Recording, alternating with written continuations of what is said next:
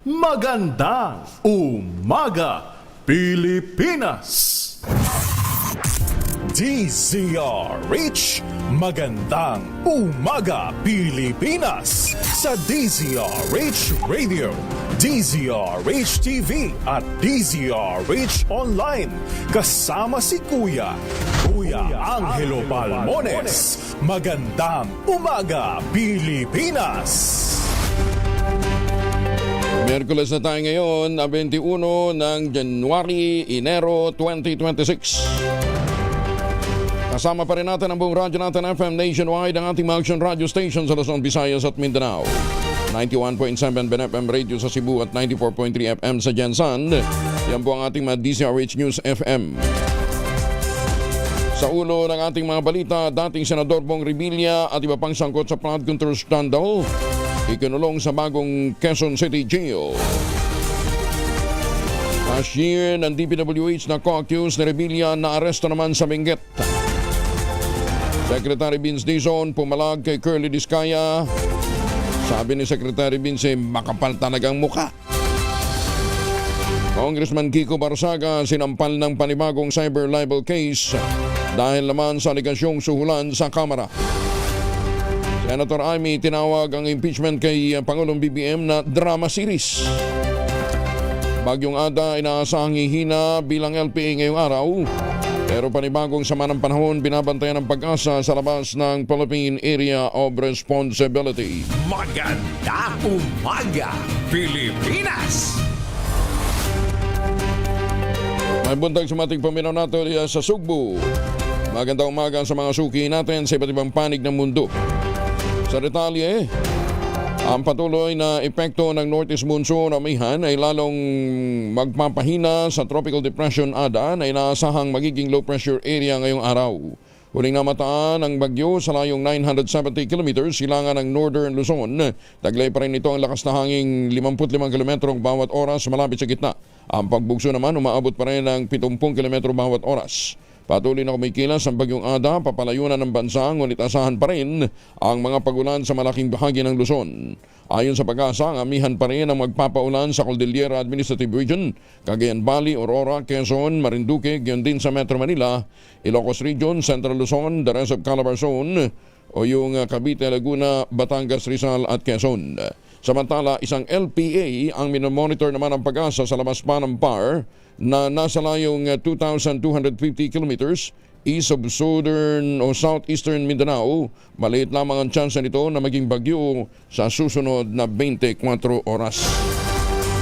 Kaya lang, yung LPA nasa malaking bahagi pa ng karagatan, malaki pa rin ho ang potensyal na ito maging isang bagyo. Ano ha? Naglunsad ng search and rescue operation ng Philippine Coast Guard para sa isang motorized boat na iniulat na nawawala sa karagatan ng Davao nitong weekend. Ayon sa Coast Guard, ang MBCA Amehara ay bumibiyahe mula Barangay Santa Ana sa Davao City patungong Gobernador Generoso sa Davao Oriental nang salubungin ito ng malalakas na hangin at malaking alon. Luna ng bangkang 13 katao kabilang ang 4 na crew member. Hanggang kahapon, isang crew member pa lang nasakay ng bangkang namataan na palutang-lutang sa karagatan ng Sarangani. Naglamas na ng notice to mariners ang Coast Guard at tinikayat ang mga barko at mga mangingisda sa Gulf Region, kabilang sa mga baybayin ng Don Marcelino, Malita at Santa Maria na tumulong na sa paghahanap. Sinimula na ang pagtatanim ng paunang 100,000 kawayan sa kahabaan ng Ross Boulevard, Arten at iba pang mga pangunahing kalsada sa Maynila. Ito bilang bahagi ng flood control at environmental policy ng lungsod dahil sunod sa direktiba ni Manila Mayor Francisco Isko Moreno. Ayon kay Yorme, layunin ng bamboo planting na pagtibayin ang mga pampang ng ilog at magsilbing panangga laban sa pagbaha tuwing panahon ng tagulan. Makatutulong din na niyang mabilis na paglago ng kawayan sa pagpapabuti ng kalidad ng hangin sa Maynila. Maraming salamat kay Yorme Isko. Ngayon kung naghahanap po kayo ng maraming planting material, abay meron ho dyan sa may bandang watershed ho ng Bulacan. Watershed ho ng Angat. Tawagan ho ninyo si Congressman Ador Plato. Kaya lang itinatanim ho nila ornamental. Ornamental ito, yung maliliit ito, yung pole bamboo ito. Alam mo ba ninyo magkano isang planting material nitong pole bamboo na ito? Diyan sa Bulacan, diyan sa Laguna kinukuha ito eh. Walaan mo Malo, magkano isa nito? Ha? 1,000? Wala naman. 900. Isipin ho ninyo yun ha. 900 pesos. Oo. Ganun ang kuha ko. Kasi ganyan yung tinanim namin sa Nueva Ecija eh. Isipin nyo na lang ha. Kung ganyan ho karami yung inaalagaan ho niyo. At saka madali naman yan. Madaling cuttings lang yan eh. Pero itong klaseng ito, at least yung medyo maliliit yung nakukunin mo. Ornamental to, hindi ito yung pang-produce ng ornamental, hindi ito giant bamboo. Yung itinatanim nila Yorme. Paganda. Hindi rin yan yung ginagamit na pang toothpick. Iba rin yun. Ibang variety yun. Pero alam mo ninyo, any effort para magtanim ho ng kawayan, whatever variety ang itanim ho natin, napakaganda ho niyan para sa kalikasan kasi nag-i-emit ho yan ng mas maraming oxygen at nag-a-absorb ng mas maraming carbon dioxide. Maganda umaga, Pilipinas! Tuloy mo lang yan, Yorme. Ngayon, doon ho sa mga lugar na nangangailangan ng anong tawag dito? Planting material na malalaki. Yung butong variety. Ayan, tawag ko kayo sa DNR o sa Bamboo Foundation, Philippine Bamboo Foundation. Marami ho silang maituturo ho sa inyo.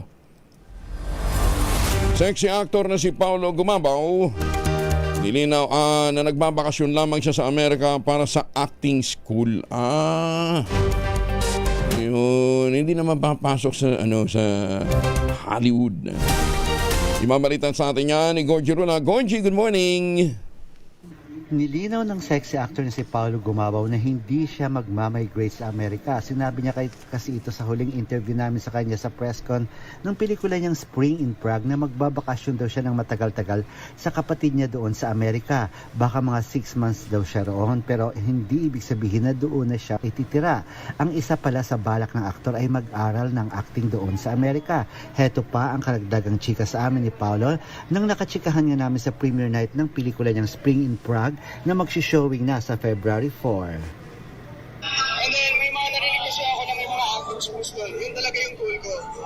Maybe I'll try to get a student visa to study acting in the US. Yun yung pinaka-goal ko kaya ako pupunta doon. I wanna scout for acting schools. Kasi I think it's also allowed for foreigners to get a student visa para makapag-aral ng acting sa ibang bansa. Yan ang pahayag ni Paulo Gumabaw pero tatapusin daw muna niya ang isang pelikula niya rito at magre-research pa raw siya ng posibleng pag-aaralan niya ng acting doon sa California, USA. Gorgie Rula po nag-uulat mula sa showbiz ng DZRH, una sa Pilipinas, una sa Pilipino. Maraming salamat, Gorgie! Hoy, mga misis, sa may araw si Mr. Pag-uwi galing ng trabaho, abay Italian sa germ sa katawan nila para labanan ang may araw to may pawis, gumamit ang Shield Bath Soap regularly. Unbeatable ang Shield sa paglaban sa germs versus another brand may shea butter. Pampalambot ang kutis sa presyong abot kaya $12.50 SRP. Kaya naman recommended ito ng Philippine Nurses Association. Kaya mga misis ay challenge yung subukan ng Shield Bath Soap. Galit sa sakit, may malasakit, sulit na sulit. Mahiwagan tunog. Wala pang feedback si Tunog Master Mabel Aribe kung may nanalo na sa ating mahiwagan tunog. Mabel, pakifeedback ka naman kami, ha? Maganda umaga, Pilipinas! Nagsanib puwersa ang Philippine Sports Commission at Philippine Amusement and Gaming Corporation o PAGCOR upang tapusin at i-upgrade ang mga sports facilities sa iba't ibang panig ng Pilipinas. Sa anunsyo ng Malacanang, layunin ng kolaborasyon na mapalakas ang kakayahan ng mga atletang Pilipino sa pamamagitan ng pagbibigay ng dekalidad at modernong pasilidad para sa kanilang pagsasanay. Kabilang sa pangunahing proyekto na tatapusin ang Ilocos Norte Sports Institute and Research Building na magsisilbing training venue para naman sa bowling at gymnastics, badminton, sepak takraw at iba pang mga sports.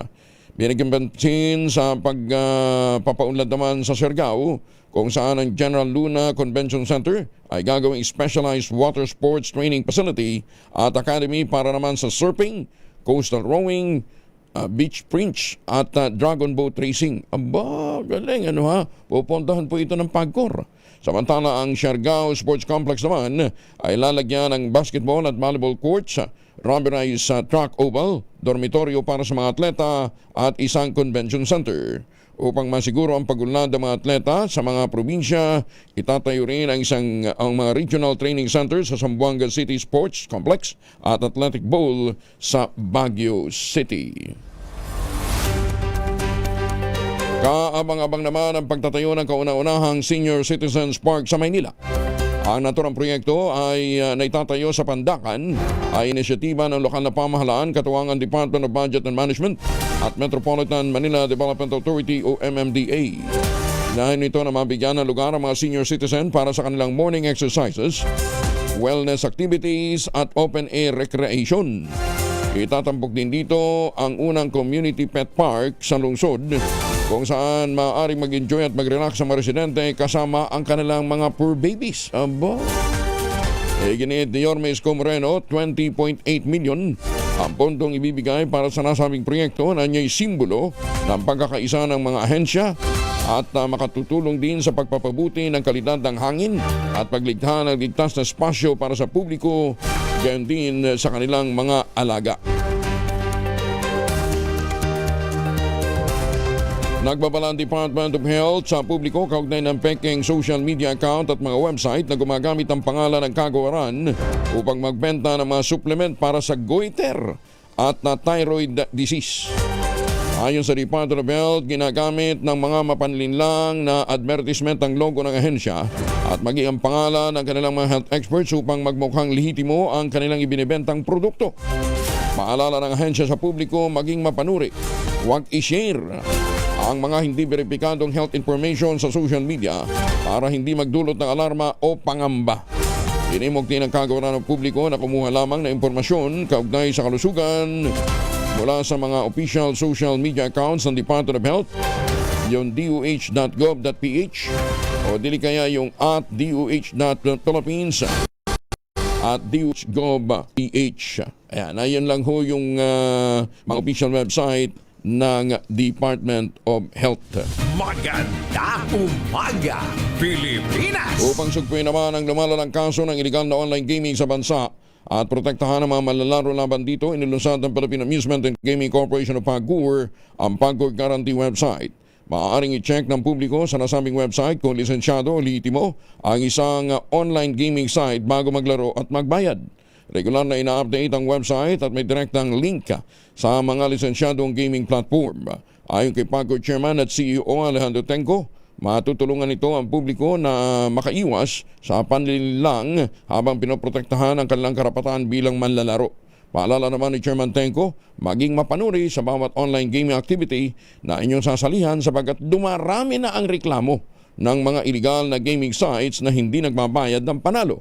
Para po sa karagdagang impormasyon, bisitahin ang www.pagcor.ph/pagcorguaranteed. Pansamantalang isinara sa publiko ang Scout Hill Playground sa loob ng Camp John Hay simula kahapon. Ito'y upang bigyan daan ng rehabilitasyon ng paglalagay ng mga bagong kagamitan sa pasyalan. Sa abiso ng John Hay Management Corporation, layunin ng hakbang na gawing mas moderno, mapalakas ang safety standard ng pasyalan para sa mga pamilya at mga turistang bumibisita dito. Kasabay nito, tiniyak din ng pamunuan ng Camp John Hay sa pamamagitan ng kanilang presidenteng si Marlo Ignacio Manjit Singh Riande. Nananatiling ligtas ang Camp John Hay para sa mga bisita at mga manggagawa. Ito'y matapos naman ang nangyaring insidente noong January 16 kung saan isang electric vehicle na ginagamit sa loob ng kampo ang nakabangga ng 4 na individual, ikinasawi ng isa at ikinasugat ng 3 iba pa. 22 makalipas ang alas 4 ng umaga. Mga mamis, po pwede tayo mag-laundry day today ha. Kunot no ka ba kapag makapit, madikit at malupit ang mancha? All you need is Pride. Ba't papahirapan ang self ko sa Pride? Easy at worry pa naman ang laundry. Sa triple Steinway formula, tanggal na matitinding mancha based on test. Based on test sa chocolate mud and samponon cotton, gawa po ito ng ACS. 22 makalipas ang alas 4 ng umaga.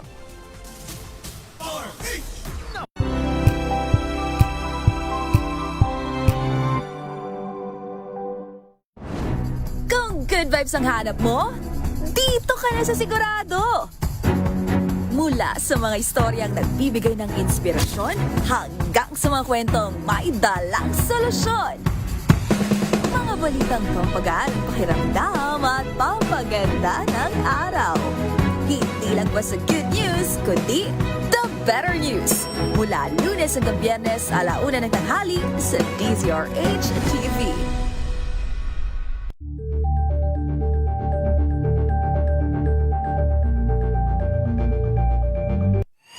Mga balitang gigising sa inyong umaga. Mga balitang kailangan mong malaman. Mapapakinggan sa ACS Balita sa 2x2. Kasama sina Anthony Taberna at Jerry Baha. Lunes hanggang Biyernes.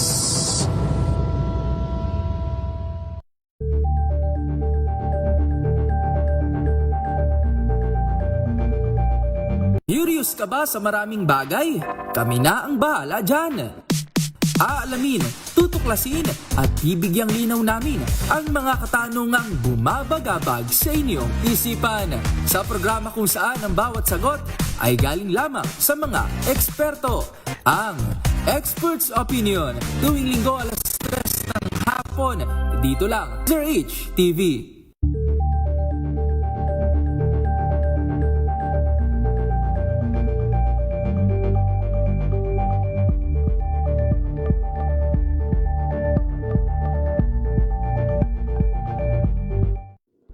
Aga Pilipinas. 24 na makalipas ang alas 4 ng umaga. Ay, magandang umaga sa mga suki natin dyan sa Santa Maria, Laguna. Ma'am Evan lang sa Las Vegas, Nevada, good morning. At saka doon sa mga suki natin sa iba't ibang panig ho ng mundo ay si Jose Ramon Nulod, nakikinig pa rin ho sa kanyang sasakyan, ano ha? Habang papasok sa kanyang opisina sa dyan po sa New Jersey. Magandang umaga din sa mga taga Kidapawan City. May ngagan sa mga autorang sa Negros. Nagbabala ang mga sayentipiko tungkol sa mabilis na pagdami ng mga free-living amoeba sa mga modernong water system sa iba't ibang panig ng mundo. Sa isang artikulong inilathala ng isang scientific journal, tinukoy ang panganib ng Naegleria fowleri o yung tinatawag na brain-eating amoeba na posible umanong magdulot ng primary amoebic meningoencephalitis o PAM, isang mabilis at madalas na nakamamatay na impeksyon sa utak. Karaniwang nakukuha ang amoeba kapag ang kontaminadong tubig ay ginagamit, yung tubig tabang o fresh water na pumapasok sa ilong ng isang tao. Ala! Mula rito umaakyat ang free-living amoeba patungo sa utak na nagiging sanhi ng malalang brain infection. Kaya dapat talaga pagkaisahan natin ang paglaban sa maruming tubig. Ano, ha? Dito ba sa Pilipinas meron na ganitong problema? Siguro kasi marami sa mga fresh water natin kuminsan hindi rin natin naaalagaan eh. Kaya dapat talagaan ho natin yan, ha? Para maproteksyonan ho ang ating hindi lang ang kalikasan kundi tayo ho na gumagamit ng tubig. Maganda umaga, Pilipinas! Naitala naman ng China ang pinakamababang birth rate sa kasaysayan ng bansa nitong nakalipas na taon, 2025. Sa kabila ito, nakaliwat ka ng insentibo mula sa gobyerno upang mahikayat ang mga mamamayan na magpamilya. Base sa datos, bumaba ang birth rate ng 5.63 kada 1,000 katao, ang pinakamababang antas mula nang maupo sa kapangyarihan ang Communist Party noong 1949. Kasabay nito, umakyat naman ang death rate sa 8.04 kada 1,000 katao na itinuturing ding pinakamataas mula pa noong 1968. Sa datos, Kabuang 1.4 billion pa rin ang populasyon ng China noong 2025 pero mas mababa na ito ng 3.39 million kumpara noong 2024. O kasi di ba dati ang kanila ay one-child policy. O ngayon hindi. Marami ho kasi sa mga kabataan lalong-lalo na yung mga Gen Z. Kasi baka kahit dito naman sa Pilipinas ayaw na ayaw mo na magpamilya, ayaw mo nang magkaroon ng supling.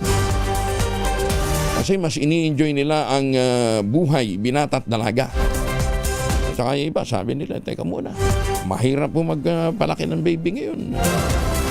Mahal ang diaper, mahal ang gatas, at mahal ang iba pang mga bilihin. Kaya sabi nila, magmamahal na lang kami. Pero hindi ng chikiting. Dalawang drug suspect nasa kote naman sa magkahiwalay na operasyon sa Tagum City, Davao del Norte. Detalye ng balita mula kay Jun Soter mula sa Action Radio Davao. May buntag ni mo, Jun.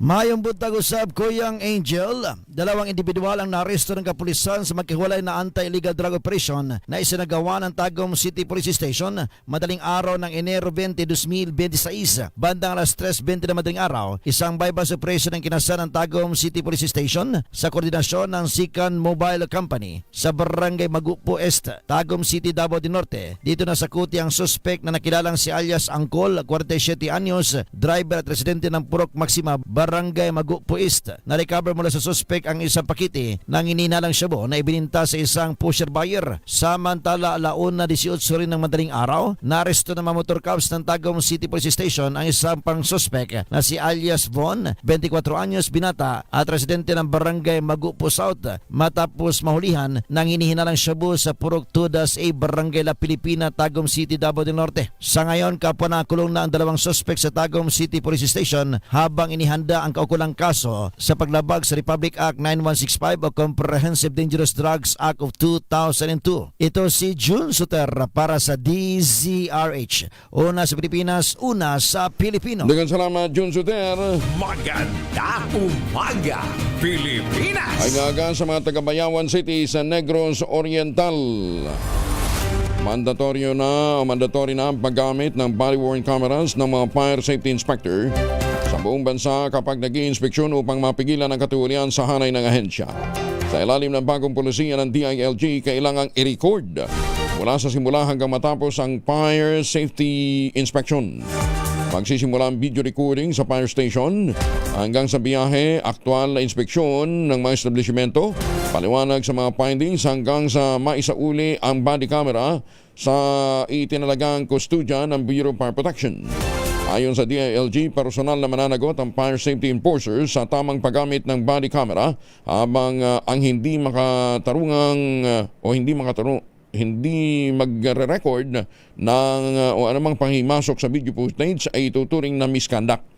Pagdating sa establishmento, obligado ang inspektor na banggitin sa video ang kanyang pangalan at rango, lokasyon, petsa at oras, uri ng inspeksyon, pangalan ng negosyo. Dapat ding ipaalam sa may-ari o kinatawan ng inspeksyon na nire-record ang kanilang pag-uusap. Nilinaw ni Interior Secretary Jun Bicremulia, line ng polisiya na tiyakin ang transparency, accountability at wastong dokumentasyon ng fire safety inspection, kasunod ng mga reklamong pangingikil at bentahan ng overpriced na fire extinguisher kapalit ng safety clearance kahit wala namang inspeksyon. Ito, mapupuri natin si Secretary Jun Bic dito sa ginawa niya ito. At saka sana din sa recruitment, Sec, lagyan ho ninyo. Dahil mantakin ho ninyo, hindi biro yung kalahating milyon. 500,000 na hinihingi para lamang makapasok bilang fire safety officer ang isang aplikante. Maganda umaga, Pilipinas! Tumutok sa DZRH at manalo ng instant 1,000 pesos sa Malakas promo kasama ang Pride Detergent. Malakasan ang makinig at manood sa DZRH! Ayan, sa mga nag-aabang saan magpupunta si na Sherwin Alparo mamimigay ng pera at regalo, nandyan sila sa Barangay Pembo, Taguig City. Kasama ang tropa ng Pride Detergent, ang tropa ni Sherwin Alparo ay nandyan sa Barangay Pembo, Taguig City. Ready na ba kayong tandaan ang ating word of the day para manalo ka ng DZRH mini component? Eto na! Ayan. Pero hindi pa, wala pala si Sherwin. Makakasama natin ay si Don Carlos. Ayan, ha? Uy, yayamanin, ha? Don Carlos. Ito ba yung kasama natin taga, Forbes? Ha? Ayan. Ang ating word of the day ay unfair. Ayan, ha? Hindi makatarungan, hindi patas. Ayan, ha? Unfair. Magandang umaga, Pilipinas! Tinawag na unfair o hindi patas ni DILG Secretary Jun Becremuria ang mga bumabatikos sa 10 milyong pisong pabuya para sa makapaghaharap o makapagbibigyan ng impormasyon tungkol kay Charlie Atong Ang. Partikular na rito ang pahayag din nating Comelec Commissioner Attorney Ron Ganson na ibubulsa lamang umano ang reward dahil alam na ng otoridad ang lokasyon ni Atong noon pa. Ayon kay Remulla, kung alam nila ang kinaroroonan ni Atong Ang, hindi niya gagawin ang dramang ito at agarang iuutos ang pag-aresto sa pugante. That's a very unfair statement. Yes po. Kung alam ko lang yun, it is to my interest na makuha siya kagad. Ako naglagay ng bounty yun mula sa funds ng office ko. Ba't ko pa gagawa ng drama yan, di ba? Hindi man ako maarteng tao eh. Kukunin ko yan as soon as I can. Ayun, unfair. Kaya lang sabi siguro ni Atong, barya. Bigyan niya ng tig 5 milyon yung mga nakapaligid sa kanyang isisecure talaga siya. Parliamentary Bill 415 ganap ng isang batas bilang Bangsamoro Act 86 matapos na formal na lagdaan ng BTA Parliamentary Speaker at BARM Chief Minister. Detalye na balita mula kay Jun Di Makutak, RH19. Assalamualaikum, Brother Jun. Alaikum assalam, Kuyang Angel. Isa ng ganap na batas ang Parliamentary Bill No. 415 na ngayon ay tatawagin ng Bangsamoro Autonomy Act No. 86 o BAA 86. Matapos na formal itong lagdaan ni BTA Parliament Speaker Dr. Muhammad Shuaib Yaqub at BARM Chief Minister Abdul Rauf Makakwa na ginanap sa BTA Parliament Session Hall sa Cotabato City. Ang BAA 86 ay bilang pag-accomplish sa kautusan ng Korte Suprema na bumuo ng batas ang BTA Parliament upang maging batayan para sa distribution ng 32 parliamentary district seats sa buong BARM. At kasunod nito ay ang pagganap na para sa kauna-unahang regular na Bangsamoro parliamentary elections. Sa panayam kay BTA Parliament Deputy Floor Leader Attorney Nagibs Narimbo, sinabi nitong buhay ang demokrasya sa Bangsamoro region, kung saan dumaan sa bukas na diskurso, masusing pagtalakay at pagbalangkas bago naging ganap na batas ang BAA 86. Bilang isa sa mga bumuo ng batas na ito, sinabi ni MP Attorney Narimbo na magkaiba man ng partido at pananaw sa usaping district law, nabuo rin ang BAA 86 na may respeto at pagkakaisa tungo sa iisang layunin. Mariin namang kapwa pinasasalamatan at pinapurihanin na Speaker Yaqub at Chief Minister Makakwa ang lahat ng miyembro ng BTA Parliament sa pagganap ng kani-kanilang mga tungkulin sa pagbalangkas ng mga batas para sa pangkalahatang kaayusan ng pamumuno ng MILF sa Bangsamoro Region. Mula sa Central Mindanao, RH19, Jun Di Makutak, DZRH, una sa Pilipinas, una sa Pilipino. Sukran, Jun. Umaga, Pilipinas! May nga sa mga katuran tana sa Hinigara, Negros Occidental. Halong kamudra, teka muna, sabi ni Kaloy, nasa Japan siya ngayon, nakakatamad daw bumangon dahil sobrang lamig ng temperatura. -2. -2 daw ngayon ang temperatura dyan po sa Japan. Ohayo gozaimasu. Sana magmawag kayo ng alkohol dahil kahit na malamig ang panahon, kinakailangan proteksyonan natin ating mga sarili mula po sa mga mikrobyo.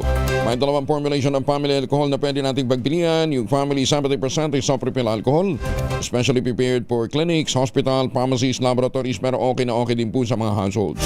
Very effective po yan sa disinfection at sterilization. Ganyan na bagsik ng family, 70% ay soft refill alcohol.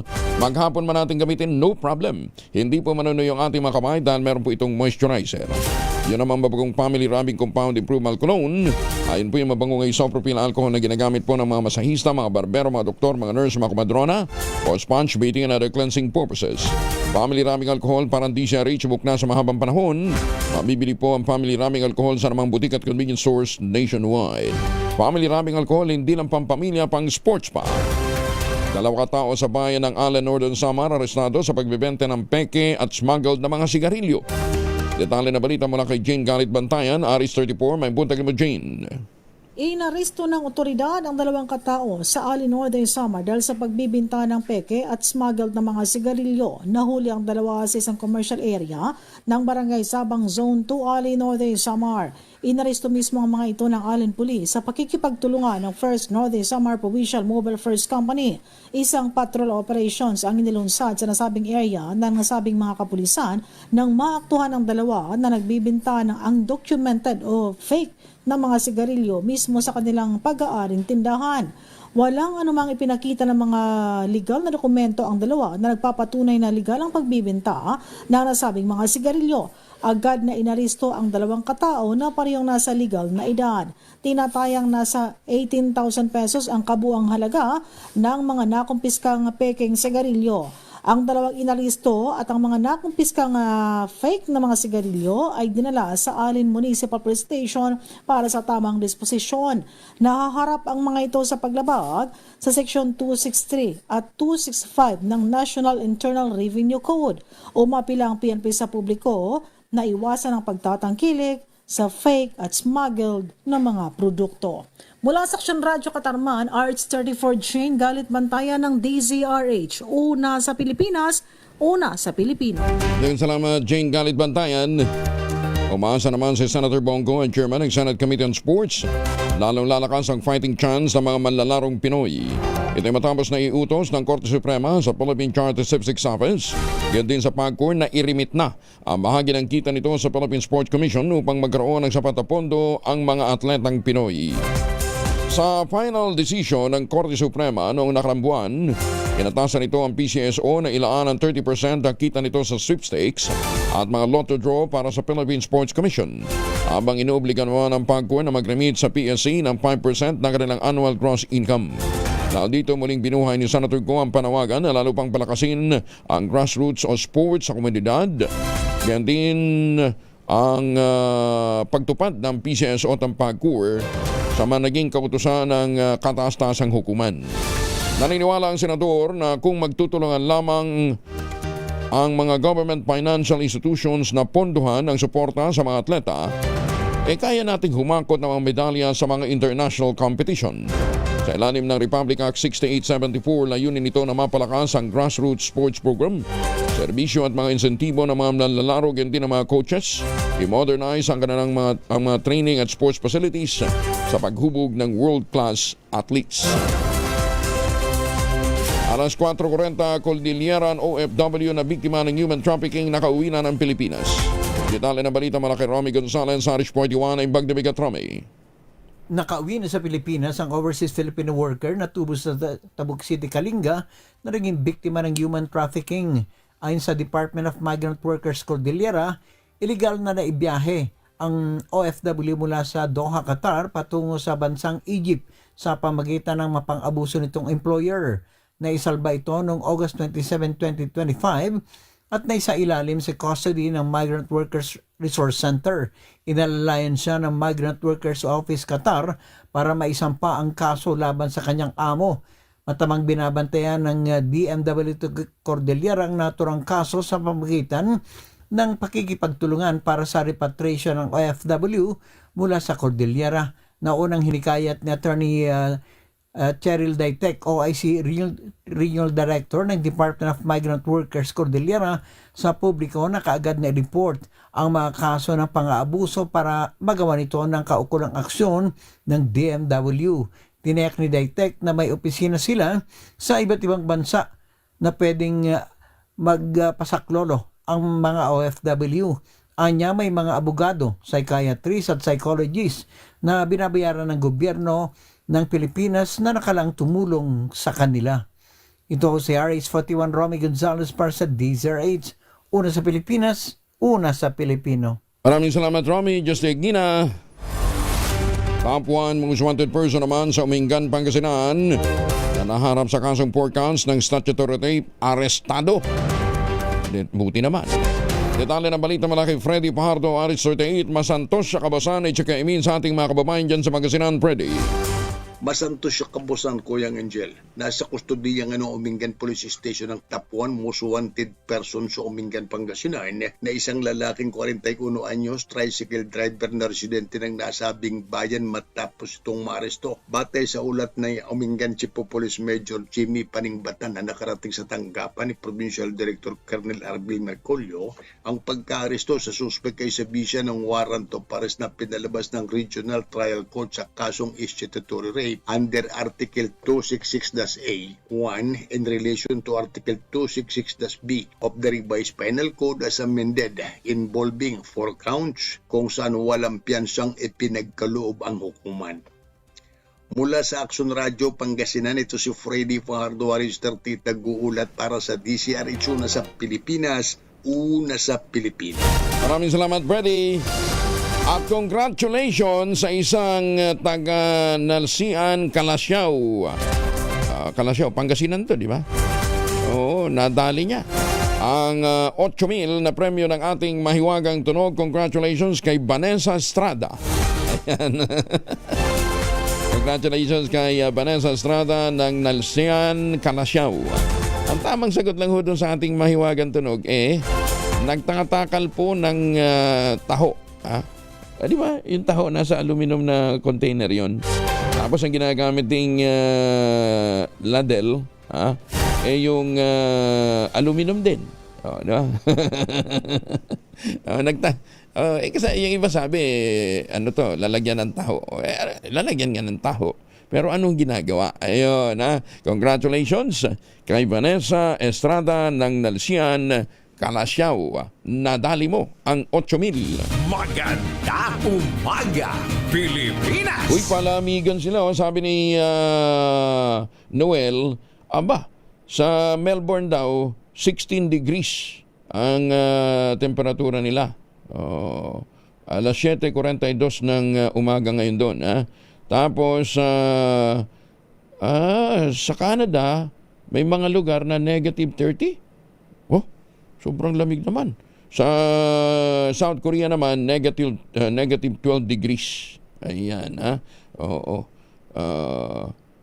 Dito naman, sabi naman ni Toto, sa Lower Tala, Bayawan City, mainit.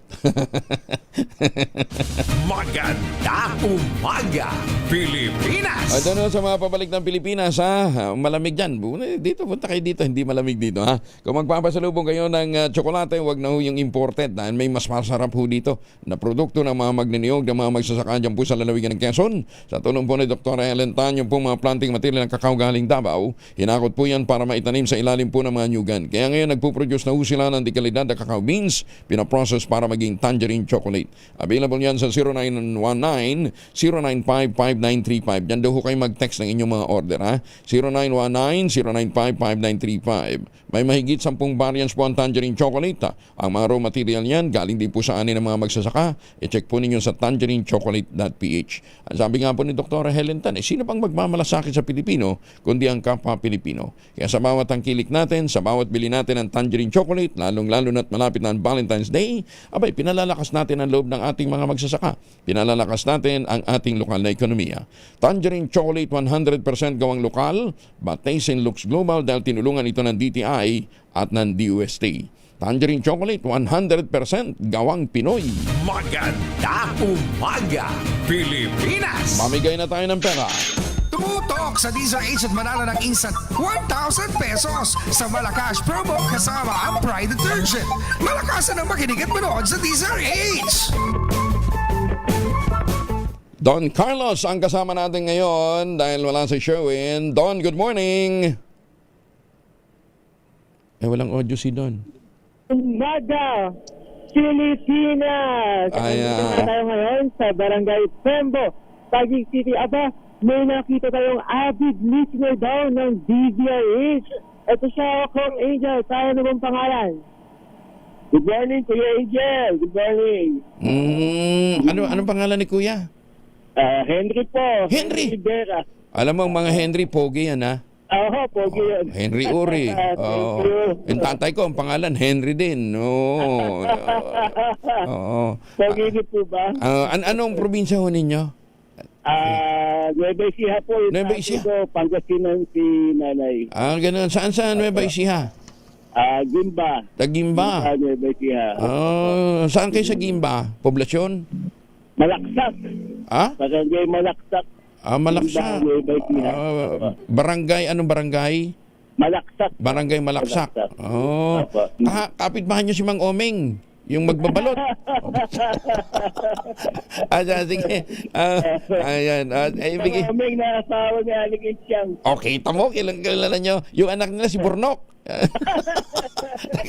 Sige, Don. Kakakilala niyo po. Ibigay mo na yung premyo natin kay Mang Henry.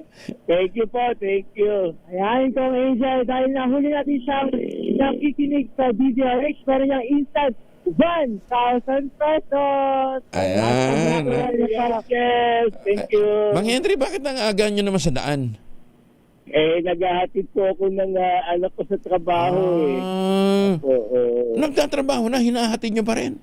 Madaling araw ho kasi, kaya hirap sumakay. Madami po yun. Ilang taon na ba? 24. 24, parang tagal nyong nahulaan, ano ha? Ala pang boyfriend? Meron na po. Meron na. May mga apo na ba kayo? Wala pa po, kuya. Wala pa rin. Hihintay Sige. Ano daw yung ating word of the day? Unfair. Okay, tamo. Galing. Talagang nakatutok. Ano ha? Salamat po. Okay, congratulations. Ayan. Thank you, Kuya Angel. Thank you po sa mga nakikinig po sa inyo. Ayan. Don, ibigay mo na yung ibang premyo natin, Don. Ayan, dahil nahulaan niya ang ating gold of the day, meron siyang DZRH mini component. Meron din niyang Malacash ATS, Medja Noche Basket, at syempre, ang pinakabago, pinakamabango na Bride with Fabric Conditioner, Korean Strawberry Bloom, with Stain Away Formula. Kaya kahit anong dami na laba, ubus yan. Ayan, Thank you po, Kuya Angel. Thank you po. Maraming salamat. Ayan. Shoutout kay Mrs. Natutulog pa. Sige, congratulations. Maraming salamat. Maraming salamat po. Yung talaga maaga gumigising Ay, oo. Dumarating. Oo. Salamat po sa inyo. Early bird catches the worm. Ayan ha. Kayo, hindi worm na dali nyo. 1,000 talaga eh. Hindi na po worm. Sige, congratulations. Thank you, Don. Salamat po. Thank you po. Thank you po sa lahat. Salamat, Grace. Congratulations po kay Henry. Kaya naman sa mga gusto pang manalo ng instant 1,000 pesos, tutok lang sa DZRH. Mahal nyo kayo ng susunod na swerte sa DZRH Malacash promo kasama ang Fry Detergent. Ito po si Don Carlos para sa DZRH. Una sa Pilipinas, una sa Pilipino. Thank you, Don. Tutok lang, tutok na sa DZRH Radio, DZRH Facebook, DZRH YouTube, at DZRH TV. Baka ikaw na ang susunod na winner sa DZRH Malacash promo. Alas 4:50. RH number 1.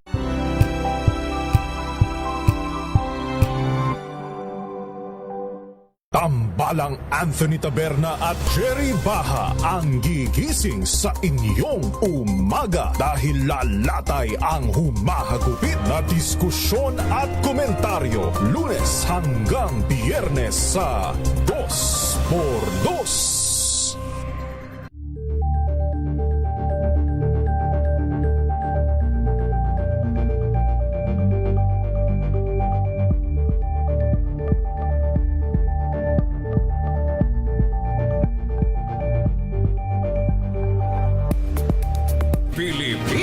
Magandang umaga po sa mga kababayan natin dyan sa Hong Kong. Sa Hong Kong, malamig din ha. 14 degrees ang kanilang temperatura ngayon dyan.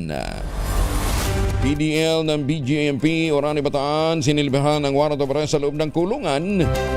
Aba, may panibagong kaso.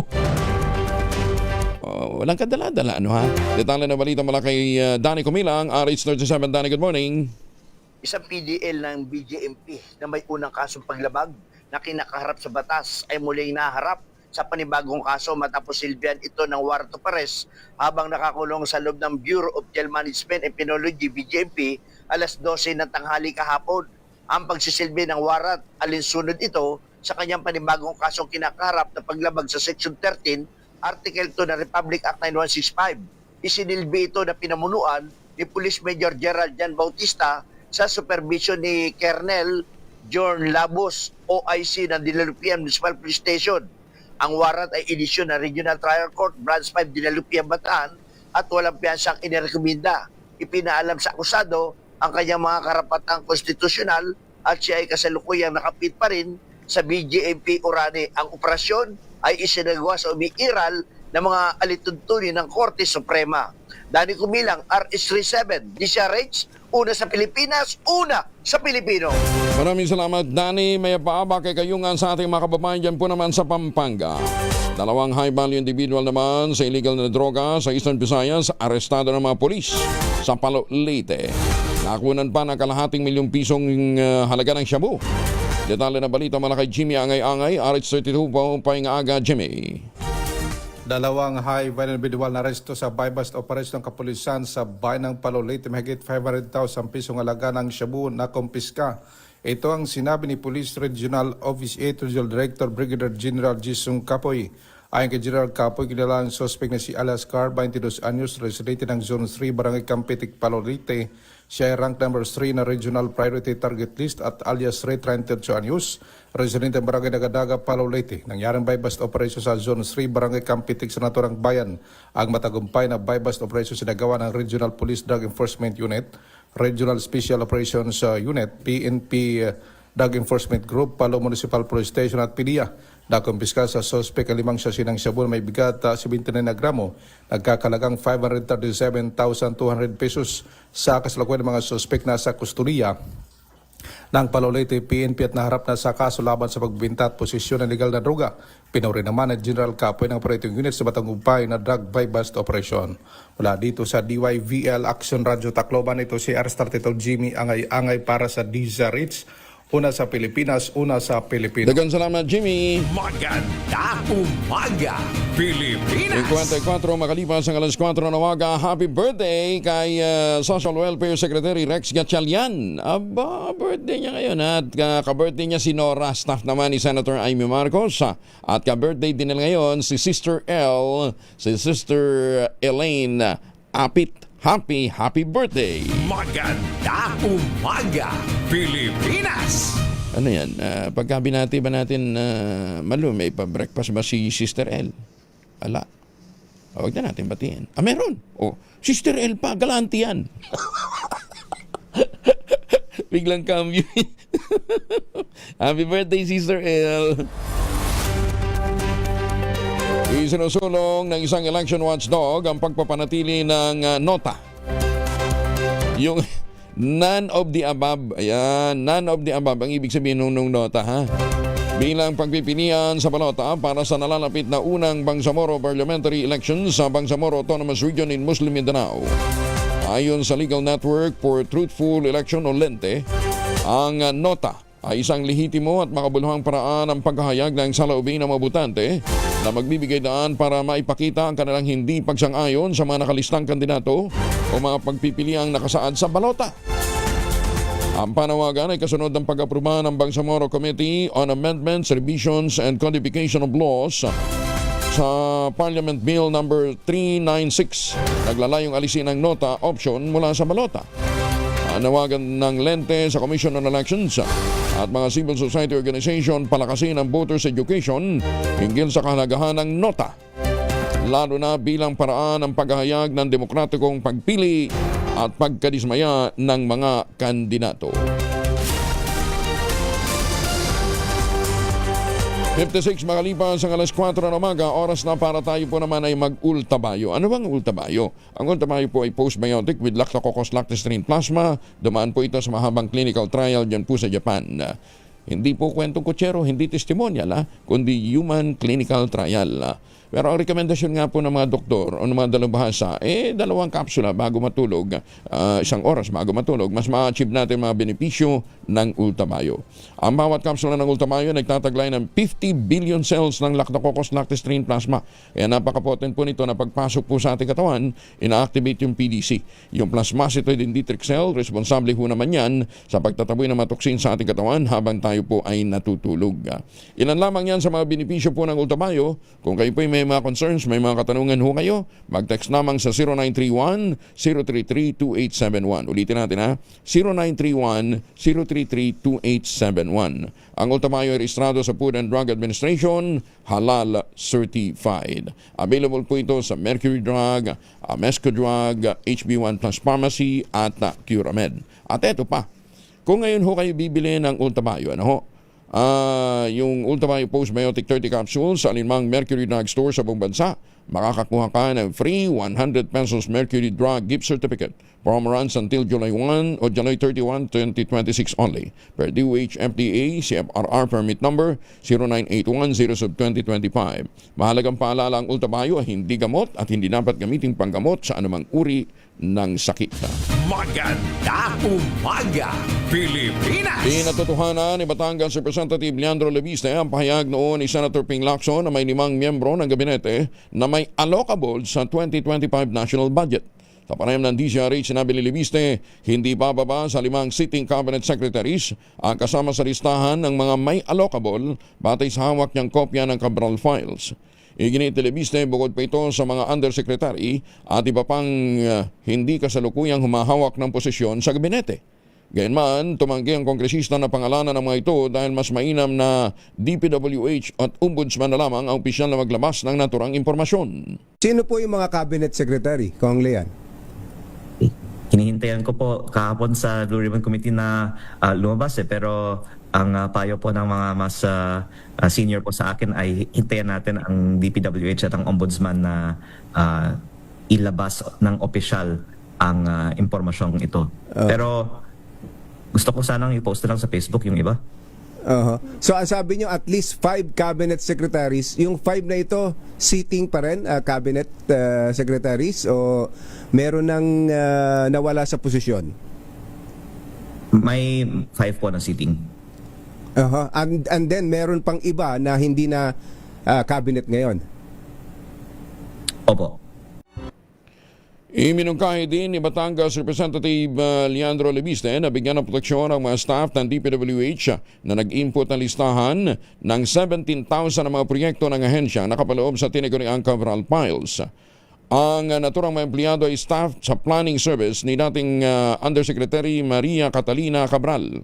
Ang Leviste, maaaring tumayong testigo mga ito sa isinasagawang investigasyon sa flood control scandal para bigyang linaw ang mga nakasaad sa Cabral Files gaya ng ginamit nitong mga codenames. Iginit ang kongresista malaki ang naging papel o magiging papel ng mga ito para patutuhanan at bigyan ng kredibilidad ang nasabing dokumento. So, ang gusto nyo ba sila ay bukod sa sila protectionan, ipatawag din sila sa mga ng mga investigating bodies? Opo. And what can they contribute on this investigation po? Well, una, i-verify na totoo ang mga nakalagay sa file. Katulad po dito yung sino yung nag-request. Tapos, may mga hindi din malinaw na mga pangalan sa file. Baka pwede nilang ipaliwanag sino ang mga itinutukoy ng mga code names sa file. Minority report hinggil sa flood control scandal ng minorya sa Senado, binaliwala ni Senate President Tito Soto. Detalye ng balita mula kay Raymond at Pasars 28. Raymond. Baliwala para kay Senate President Vicente Tito Soto III ang ipinagmamalaki ng minorya sa Senado na minority report hinggil sa kontrobersyal na flood control projects. Ayon kay Soto, kapirasong papel lamang ito at walang halaga maliban sa pagsasabing ito ay media reports lamang. Paliwanag ng Pangulo ng Senado, walang minority report kundi ang kinikilala ang committee report na isinusumiti sa Bills and Index ng Senado at tinatalakay sa Senate Plenary. Nagtataka ang Pangulo ng Senado sa sinasabing minority report dahil wala ito sa kanilang proseso at hindi rin sa Office of the Senate President isinusumiti ang anumang report, kundi dapat sa Bills and Index para may kalendaryo sa plenary. Lahat ng committee report ay binabasa sa plenary para siya ay maging official record ng Senado.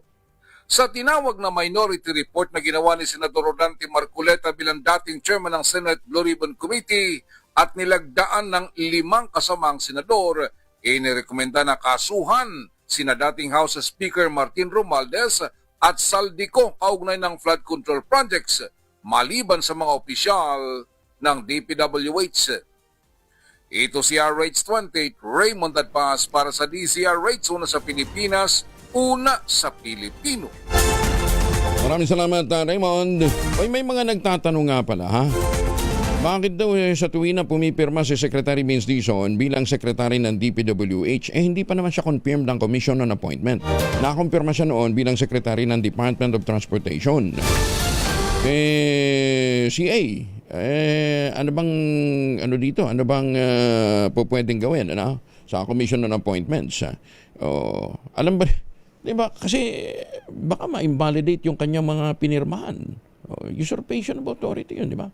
Wala ka namang authority pero pumipirma. Dapat acting secretary.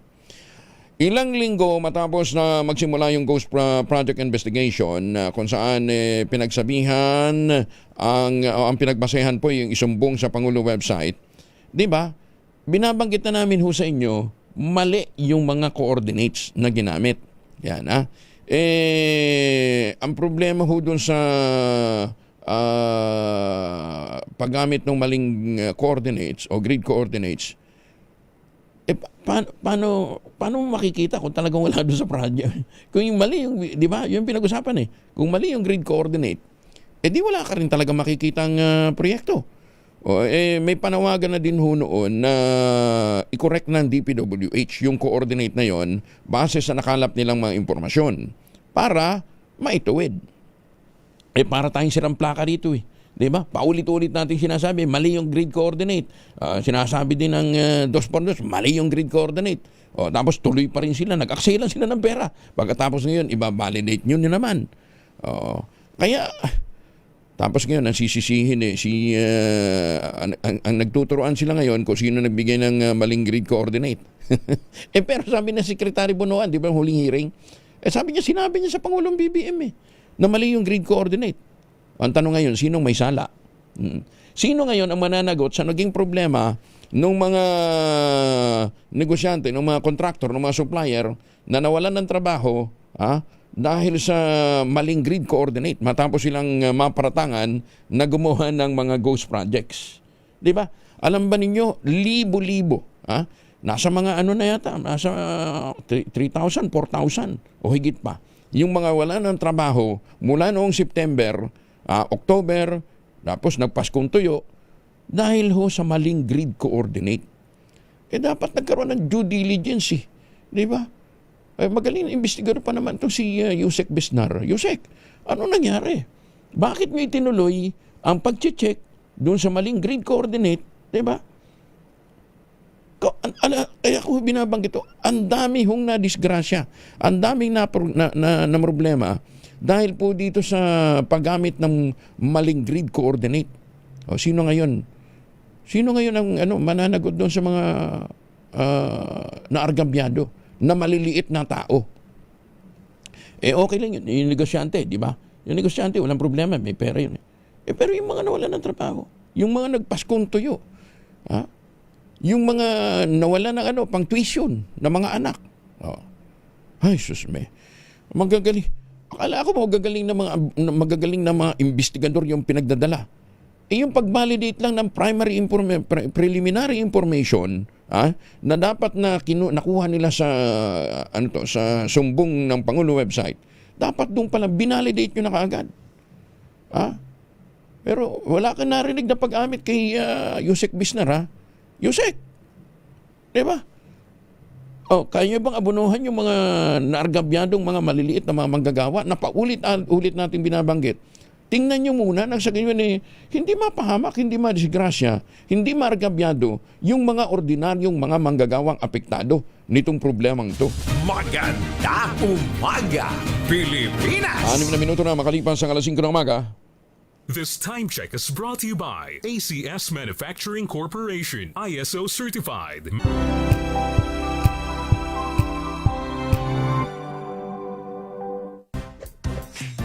Tanggaling-galing mo Smart dishwashing paste ko Pritong ulam na masebo Plato o kaldero Tanggaling for everyday. Ganyan, pag smart ang dishwashing paste, may double tanggaling formula. Tanggal ang sebo, tanggal ang bakterya. Pahit para walang bahid Linis fantastic sa metal at plastic Number 1 ko to Tanggaling-galing mo Smart dishwashing paste ACS.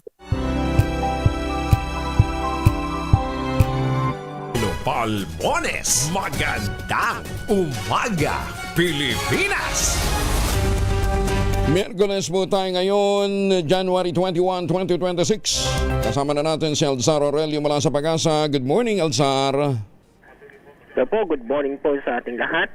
Ang bagyong si Ada ay nanatiling pang nasa loob ng PAR at inaasahan ito yung maging low pressure area habang ito ay nasa loob ng Philippine Area of Responsibility.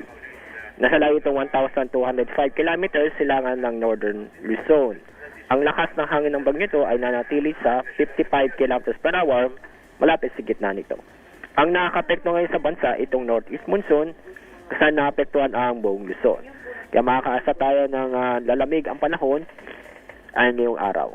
Makakasang maulap na kalangitan na may mga mahinang pagulan sa Cordillera, Cagayan Valley, Aurora, Quezon at ganoon din sa Bicol Region. Bahagya maulap hanggang sa maulap ng kalangitan na may mga isolated mga pag-ulan sa Metro Manila at sa lalabing bahagi ng Luzon. Sa Visayas at sa Mindanao, maganda at maliwas panahon ang inaasahan doon maliban sa isolated na mga pag-ulan. Dahil sa amihan, may inaasahan tayong matataas ang alon sa buong seaboard ng Northern Luzon at eastern seaboard ng Central Luzon and South Luzon. Kaya sa paalala sa mga kababayan po natin na iwasan at pagpaliban ng mga pagpalaod sa malugadon dahil sa matataas na alon. Yan po ang ating update mula sa Pag-asa. Ako po si Alzar D. Aurelio. Maraming salamat, Alzar Aurelio mula po sa Pag-asa. Magandang umaga, Pilipinas! Magandang umaga din po sa mga Pilipino dyan po. Sa Pilipino, sa mga taga Nueva Ecija. Siyempre, mga Pilipino nandyan. Ayan, okay. Sige, mamaya, i-relay natin yan, ha? Tila magkakatotoo na yata ang nauusang sagot ngayon sa tanong na saan ka pupunta. Di ba? Ang sagot mo to the moon. Inanunsyo na po ng Silicon Valley startup na Grew Space na tumatanggap na sila ng reservation fee para ma-secure ang slot ng pinakaunang hotel sa buwan na target buksan sa taong 2032. Ba, talaga ha? Magkakaroon ng hotel sa moon. Sa anunsyo ng Grew Space, ang reservation para sa isang slot ay naglalaro sa pagitan ng 250,000 hanggang 1 million dollars, hindi ho pesos. Kung $1 million, di 53 million dollars. Kayang-kaya ng mga ano ito. Kayang-kaya ito ni Kong at saka ni Senatong. Di ba? Oo. Bilyones yun nadali sa atin eh. Ganyan ang kabuang gastos para sa nasabing lunar vacation ay nasang hihigit sa $10 million o mahigit 560 million pesos bawat tao dahil hindi pa kasama pala sa bayad ang transportation o yung pong rocket flight. Target ng Grew Space na simulan ang testing ng kanilang teknolohiya sa 2029 at kung magtatagumpay, plano nilang buksan ang unang inflatable lunar habitat sa 2032. Ang mga mayayamang bisita ay makararanas ng pagtira sa loob ng matitibay na tent-like structures na kayang protektahan ng tao sa matinding panahon o sitwasyon sa buwan. Moonwalk o paglalakad sa labas ng tent gamit ang spacesuit. Pagsakay sa mga lunar rovers para libutin naman ang mga craters. Ganda ano ha? Sa simula hanggang 4 na bisita lamang ang kayang i-host ng hotel para sa ilang araw na pananatili.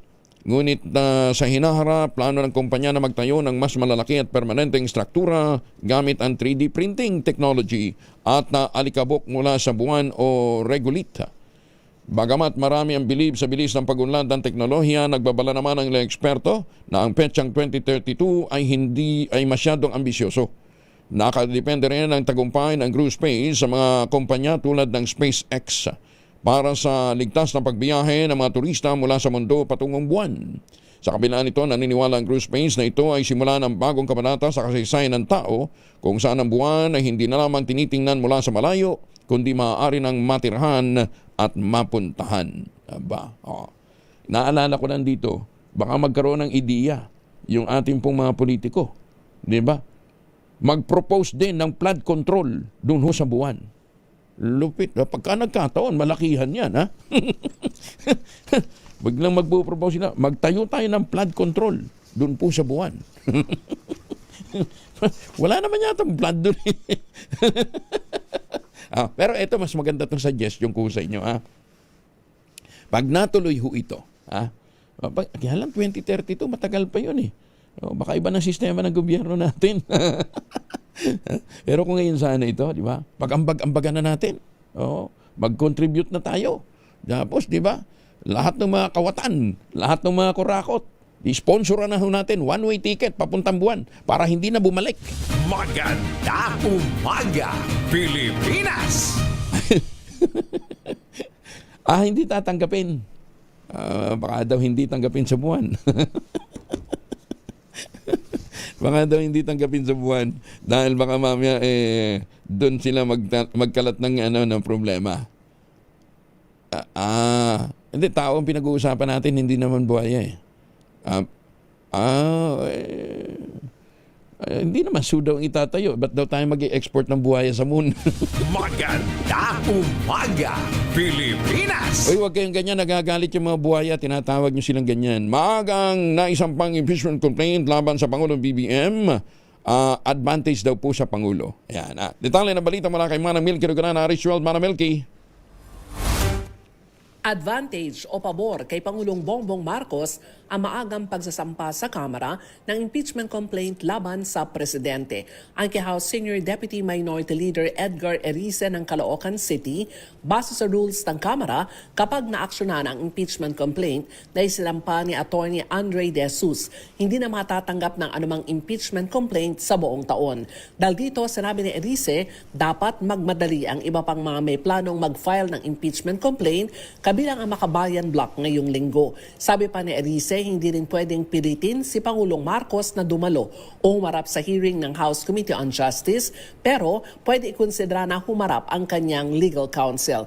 Dagdag pa ni Erice, kung kailangan magpaliwanag ni Pangulong Bongbong Marcos tungkol sa issue, ito ay tungkol sa unprogrammed appropriations sa mga budget ng gobyerno mula 2023, 2024 at 2025. Narito ang pahayag ni House Senior Deputy Minority Leader Edgar Erice.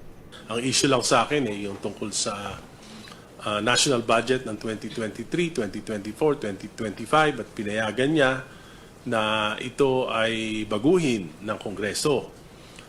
Tanggalin yung mga pinakamahalagang mga programa niya at palitan ng mga kalokohang proyekto na naging sani nitong malawakang korupsyon na pinagdurusahan hindi ng buong bayan sa ngayon. Di ba? Ang buong bayan ang epekto na to. So dapat ipaliwanag niya talaga bakit he allowed it for 3 years. Bakit yung kabinete niya pinayagan ito? Yan yung malaking tanong. Ako si Milky Ruganan, nagulat para sa DZRH, una sa Pilipinas, una sa Pilipino. Maraming salamat, Manang Milky. Pangulong BBM kumpiyansa namang hindi uusad ang impeachment complaint laban sa kanya. Yan naman ang balita ni Let Narciso RH14. Let, good morning. Hindi nababahala si Pangulong Ferdinand Marcos Jr. sa reklamong impeachment na inihain laban sa kanya sa Kamara. Ayon kay Palas Press Officer Claire Castro, kampante ang Pangulo dahil batid nitong wala siyang ginawang impeachable offense at nagtatrabaho siya ng naaayon sa konstitusyon. Dahil dito, kumpiyansaan niya si Pangulong Marcos na hindi uusad ang impeachment complaint laban sa kanya. Samantala, may buwelta ang Malacanang sa pahayag ni Senator Amy Marcos na mistulang drama series ang impeachment complaint laban sa kapatid. Sabi ni Yusek Castro, ayaw nilang komentuhan ang mga kwentong walang basihan, puro hula at puro insinuations, lalo na kung nagmumula sa mga taong may tunay na kinikilingan. Ito si Let Narciso para sa DZRH, una sa Pilipinas, una sa Pilipino. Maraming salamat, Manang Milky. Ikinalungkot na ng Pangulong Bongbong Marcos ang nangyari sa kanyang kaibigan na si dating Senator Bong Revilla Jr. Reaksyon ito ng Presidente kasunod ng pagsuko ni Revilla matapos na maglamas ng arrest warrant ang Sandigan Bayan 3rd Division laban sa kanya. Kagad ito ng kasong graft at malversation of public funds na kinakaharap ni Revilla hinggil sa flood control projects ng Department of Public Works and Highways. Sinabi ni Palace Press Officer Claire Castro, apektado ang Pangulo dahil ang kaibigan ay nakasama din niya sa alyansa si Revilla. Yan man, kailangan niyang harapin ng dating senador ang kaso at ang proseso. At least, pagdating ni Senator Bong sa Manila City Jail, mayor siya ngayon doon. Ha? City ba? Ha? Di ba Manila City? Quezon City Jail. Mayor siya doon. Mga street dweller, namamalimos at mga wiper boys sinagip na lokal na pamahalaan ng Maynila sa Rojas Boulevard. Detalye ng balita mula kay Boy Gonzales sa RH29. Boy, good morning. Boy? Sinagip ng lokal na pamahalaan ng Maynila ang mga namamalimos at mga wiper boys na natili sa ilang lansangan dito sa kaban ng Rojas Boulevard mula Calao hanggang P.O. Campo. Ito'y bahagi ng kampanya para sa kaligtasan ng mga street dweller. Isang isinama ng mga tauhan ng Manila Department of Social Welfare ang mga individual na namamalagi sa kalsada at upang ilayo sila sa posibleng panganib. Sinagawa ang reach out operation sa mga bahagi ng Rojas Boulevard mula dyan sa may service road. Kasama ang DPS o na Department of Public Service at Manila Police District. Sinabi ni MSW Director J. Reyes Repente, kabilang sa mga sinagip, ang mga pag-alagala na mamalimos sa tutulog sa bangketa at mga wiper boys, 6 na wiper boys ang isinama sa Operation 4 sa mga ito ay menor de edad. Dinala ang lahat na nasagip sa NDSW sa Reception and Action Center para sa assessment at agarang tulong. Ito si Boy Gonzales para sa Arizona sa Pilipinas, una sa Pilipino. Maraming salamat, Boy Gonzales. Magandang umaga, Pilipinas! Mayor Sandy Mendoza ng Talisay, Batangas, good morning at ingat po sa lahat ng mga bumibiyahe ngayon. At sa mga may lakad, huwag din kalimutan magmaon ng proteksyon laban sa mikrobyo. May 2 formulation ng family alcohol na pwede nating pagpilian. Yung family, 70% isopropyl alcohol, especially prepared for clinics, hospital, pharmacies, laboratories, pero okay na okay din po yan sa mga households. Very effective sa disinfection at sterilization. Ganyan ang bagsik ng family, 70% isopropyl alcohol. Maghapon man natin gamitin, no problem. Hindi po manunuyo inyong mga kamay dahil meron po itong moisturizer. Yun namang mabangong family rubbing compound improved alcohol. Ayun po yung mabangong isopropyl alcohol na ginagamit po ng mga masahista, mga barbero, mga doktor, mga nurse, mga kabadrona for sponge beating and other cleansing purposes. Family rubbing alcohol para hindi siya reachable na sa mahabang panahon. Mabibili sa namang butik at convenience stores nationwide. Family rubbing alcohol, hindi lang pong pampamilya, pang sports pa. Magandang umaga sa mga taga San Andres Bukid, Maynila. Magandang umaga, Pilipinas! Patiin na rin natin si Kaador Plato at saka si Ambassador Harry Ambing. Justice Max de Leon, good morning. At saka si Justice Energito, Justice Alex Gismundo, maaga din gumigising yan. Parang si Justice Raul Villanueva yan. Tsaka ang kanyang mamasali. Good morning. 5:21 ang oras sa buong kapuluan. Number 1.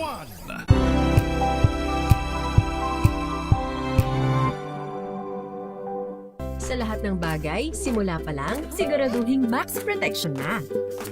Kasi pag kulang ang proteksyon, baka madaling masira. Sa ngipin, dapat may Max Protection din. Max sa halaga ng unique toothpaste. With Max Protect Formula, help stop cavities before they start, while keeping breath fresh. Try Unique Maximum Fluoride Protection. Para max alaga, max protektado. ACS. Wow, ang saya. Isang barangay na labada, puro mancha pa. Goodbye, pahinga. Mommy, isang laba lang yan sa Pride Bar Blue. May powerful stain-away enzymes na malupit sa dunit mancha. At di masakit sa kamay. Isang laba lang yan. Hello, pahinga. Hello, Pride Bar Blue. ACS.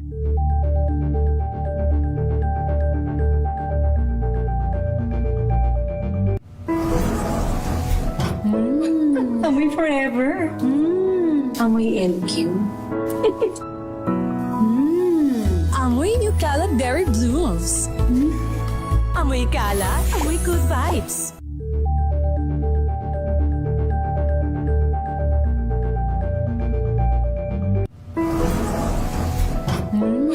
Amoy forever.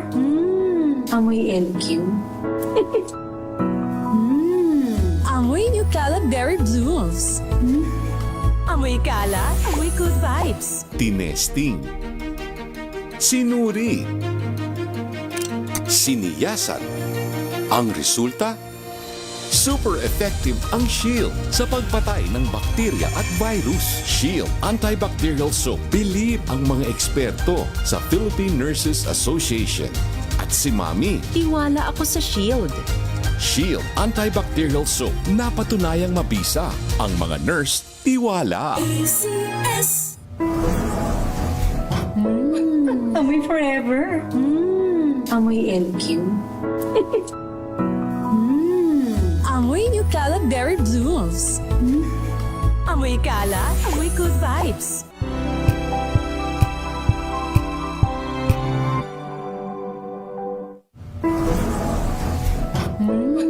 Amoy forever. Amoy NQ. Amoy New Caleb Berry Blues. Amoy kalat, amoy good vibes.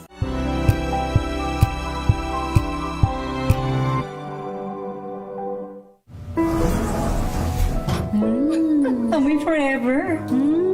Amoy NQ. Amoy New Caleb Berry Blues. Amoy kalat, amoy good vibes.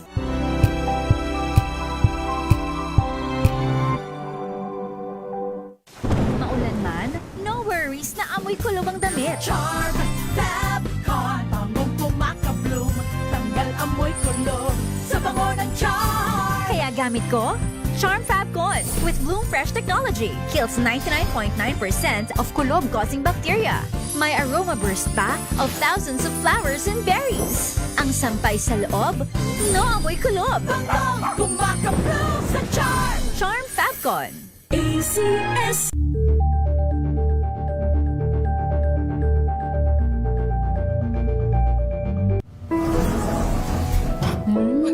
Amoy forever. Amoy NQ. Amoy New Caleb Berry Blues. Amoy kalat, amoy good vibes.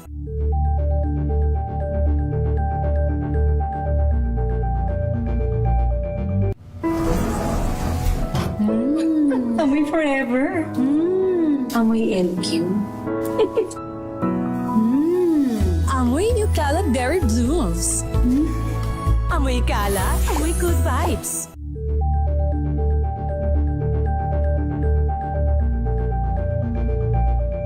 Hello, Washi! Laundry day na naman! Yay! Anong meron? Mancha ng chocolate, putik, may libag pa! Kaya natin yan!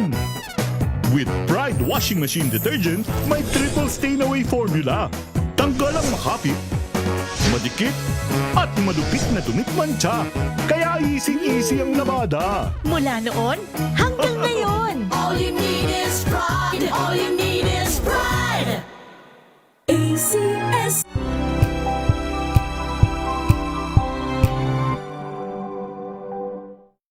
Amin ang mga maiinit na isyung pambayan, mga balitang kailangan mong malaman, usapin sa pamahalaan, politika, ekonomiya at kabuhayan. Ito ang mga dapat mong malaman, pakialaman at pag-uusapan dahil kayo ang tinig ng mamamayan dito sa Damdaming Bayan.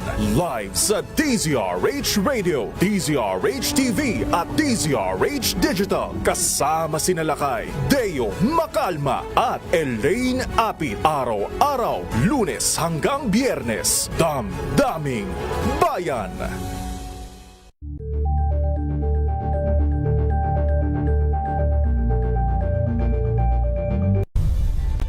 Nagsimula sa pangarap hanggang sa maabot ang tagumpay.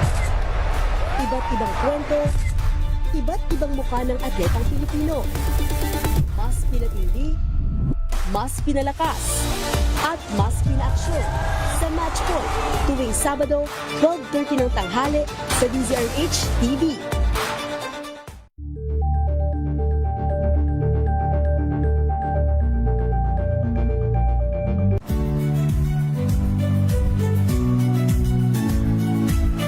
Magandang araw mga kaibigan.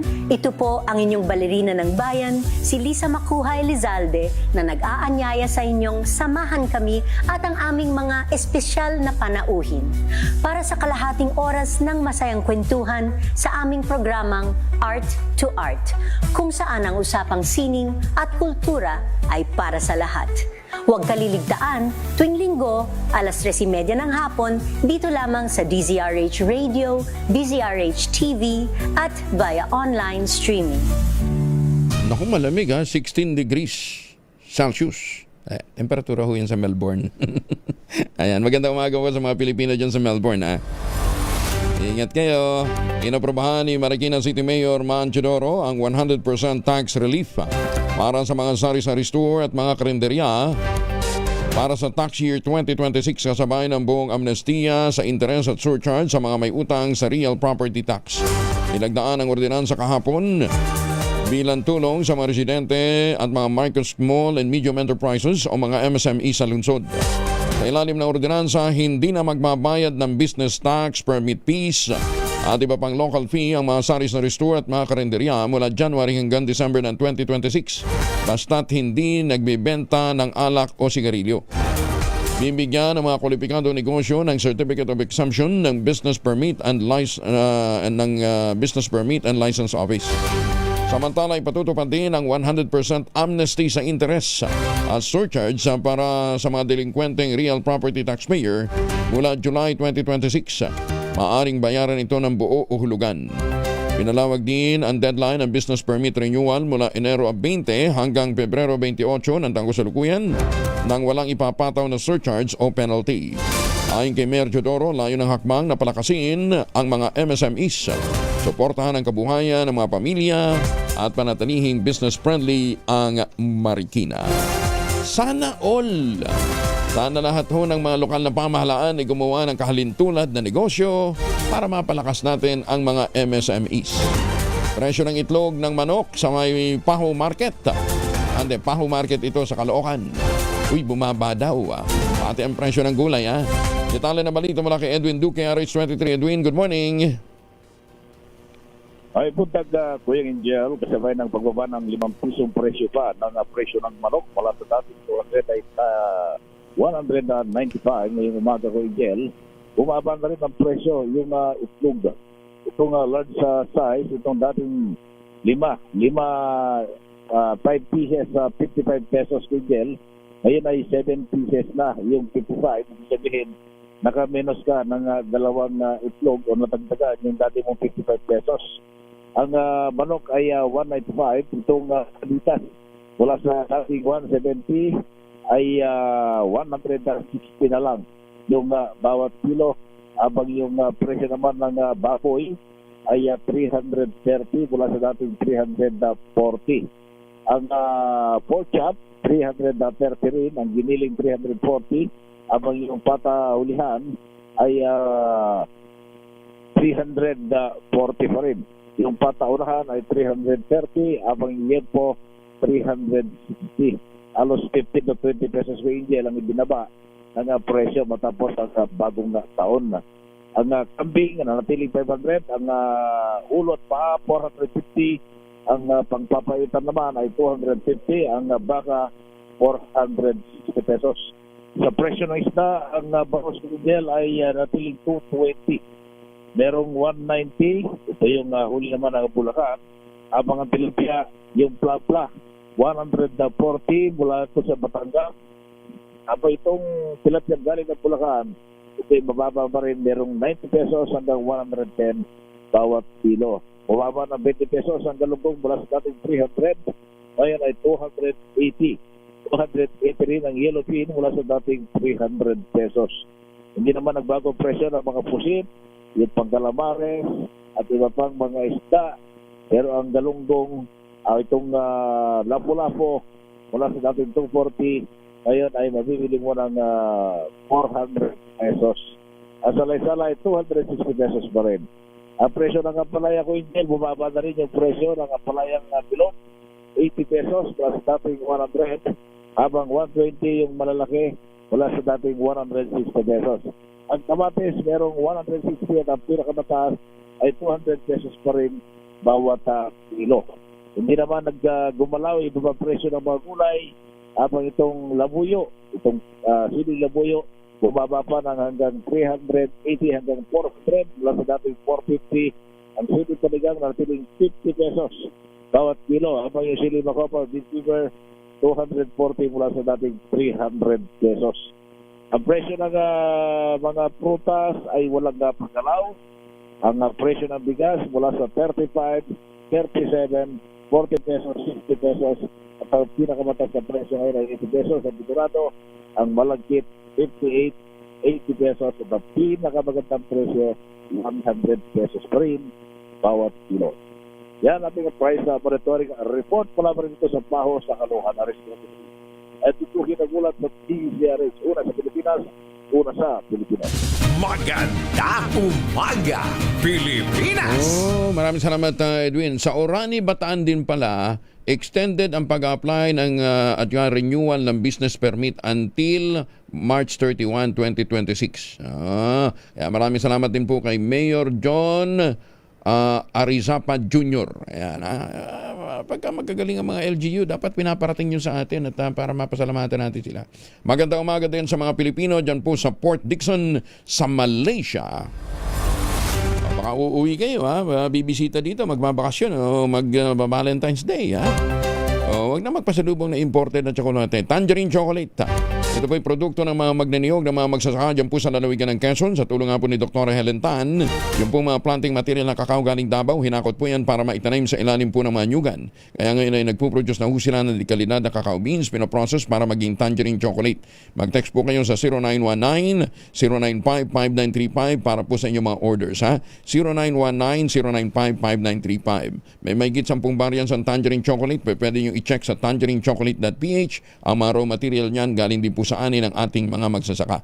At sabi nga po ni Dr. Helen Tan, sino bang magmamalasakit sa Pilipino kundi ang kampo ang Pilipino? Kaya sa bawat tangkilik natin ng tangerine chocolate, pinalalakas natin ang loob ng ating mga magsasaka. Pinalalakas natin ang ating lokal na ekonomiya.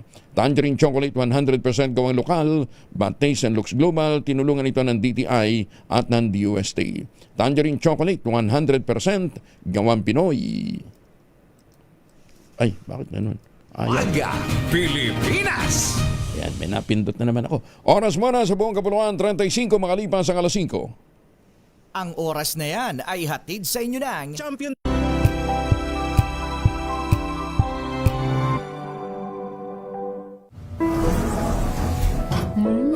Amoy forever. Amoy LQ. Amoy New Calab Berry Blooms. Amoy kalat, amoy good vibes.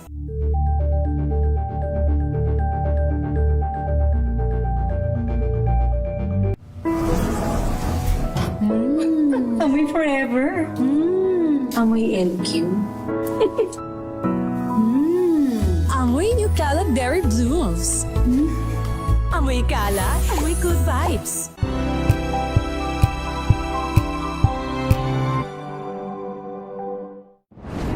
Kung good vibes ang hanap mo, dito ka na sa sigurado!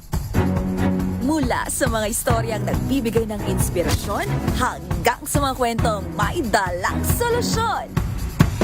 Mga balitang pampagaan, pakiramdam at pampaganda ng araw. Hindi lang ba sa good news, kundi the better news. Mula Lunes hanggang Biyernes, 1:00 ng tanghali sa DZRH TV.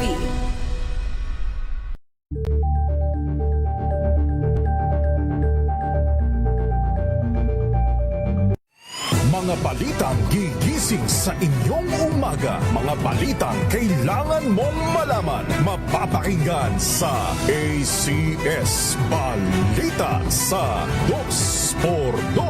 Kasama sina Anthony Taberna at Jerry Baha. Lunes hanggang Biyernes.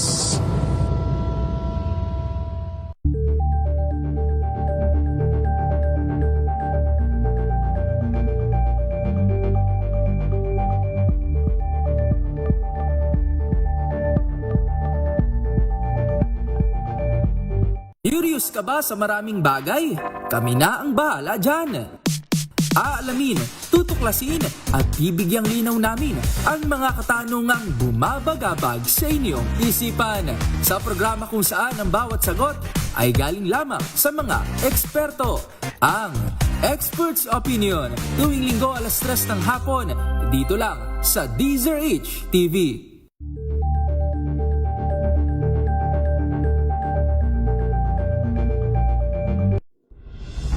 Tuloy-tuloy ang pagtulong, tuloy-tuloy ang pagseserbisyo at tuloy-tuloy ang balitaan kasama si May Binauhan sa Operation Tulong mula Lunes hanggang Biyernes.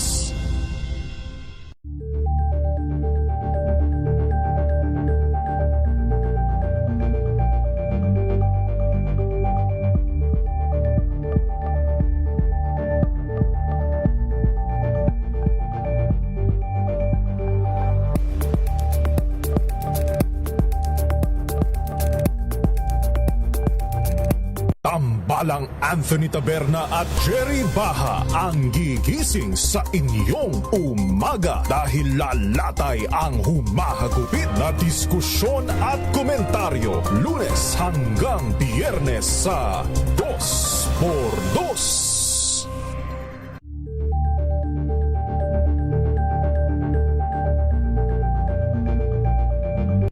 Alamin ang mga maiinit na isyung pambayan, mga balitang kailangan mong malaman, usapin sa pamahalaan, politika, ekonomiya at kabuhayan. Ito ang mga dapat mong malaman, pakialaman at pag-uusapan dahil kayo ang tinig ng mamamayan dito sa Damdaming Bayan. Live sa DZRH Radio, DZRH TV at DZRH Digital. Kasama sina Lakay, Deo Makalma at Elaine Apit. Araw-araw, Lunes hanggang Biyernes. Damdaming Bayan.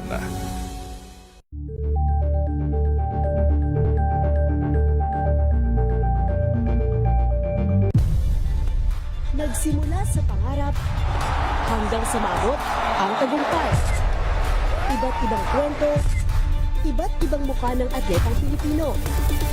Mas pinatindi, mas pinalakas, at mas pinaaksyon sa Match Point tuwing Sabado, 12:30 ng tanghali sa DZRH TV.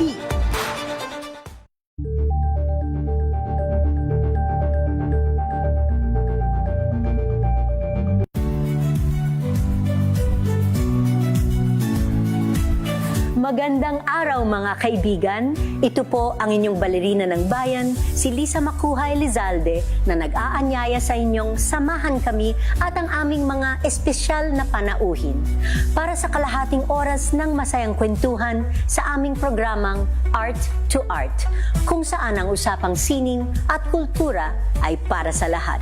Huwag kaliligtaan, tuwing linggo, 3:30 ng hapon, dito lamang sa DZRH Radio, DZRH TV, at via online streaming.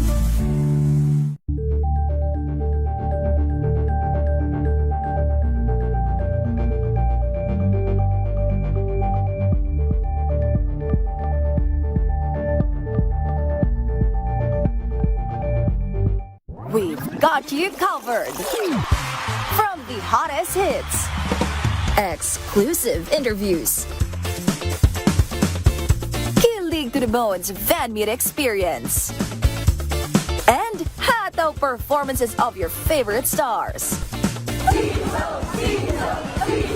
Saturdays, 12 noon, dito lang sa DZRH TV.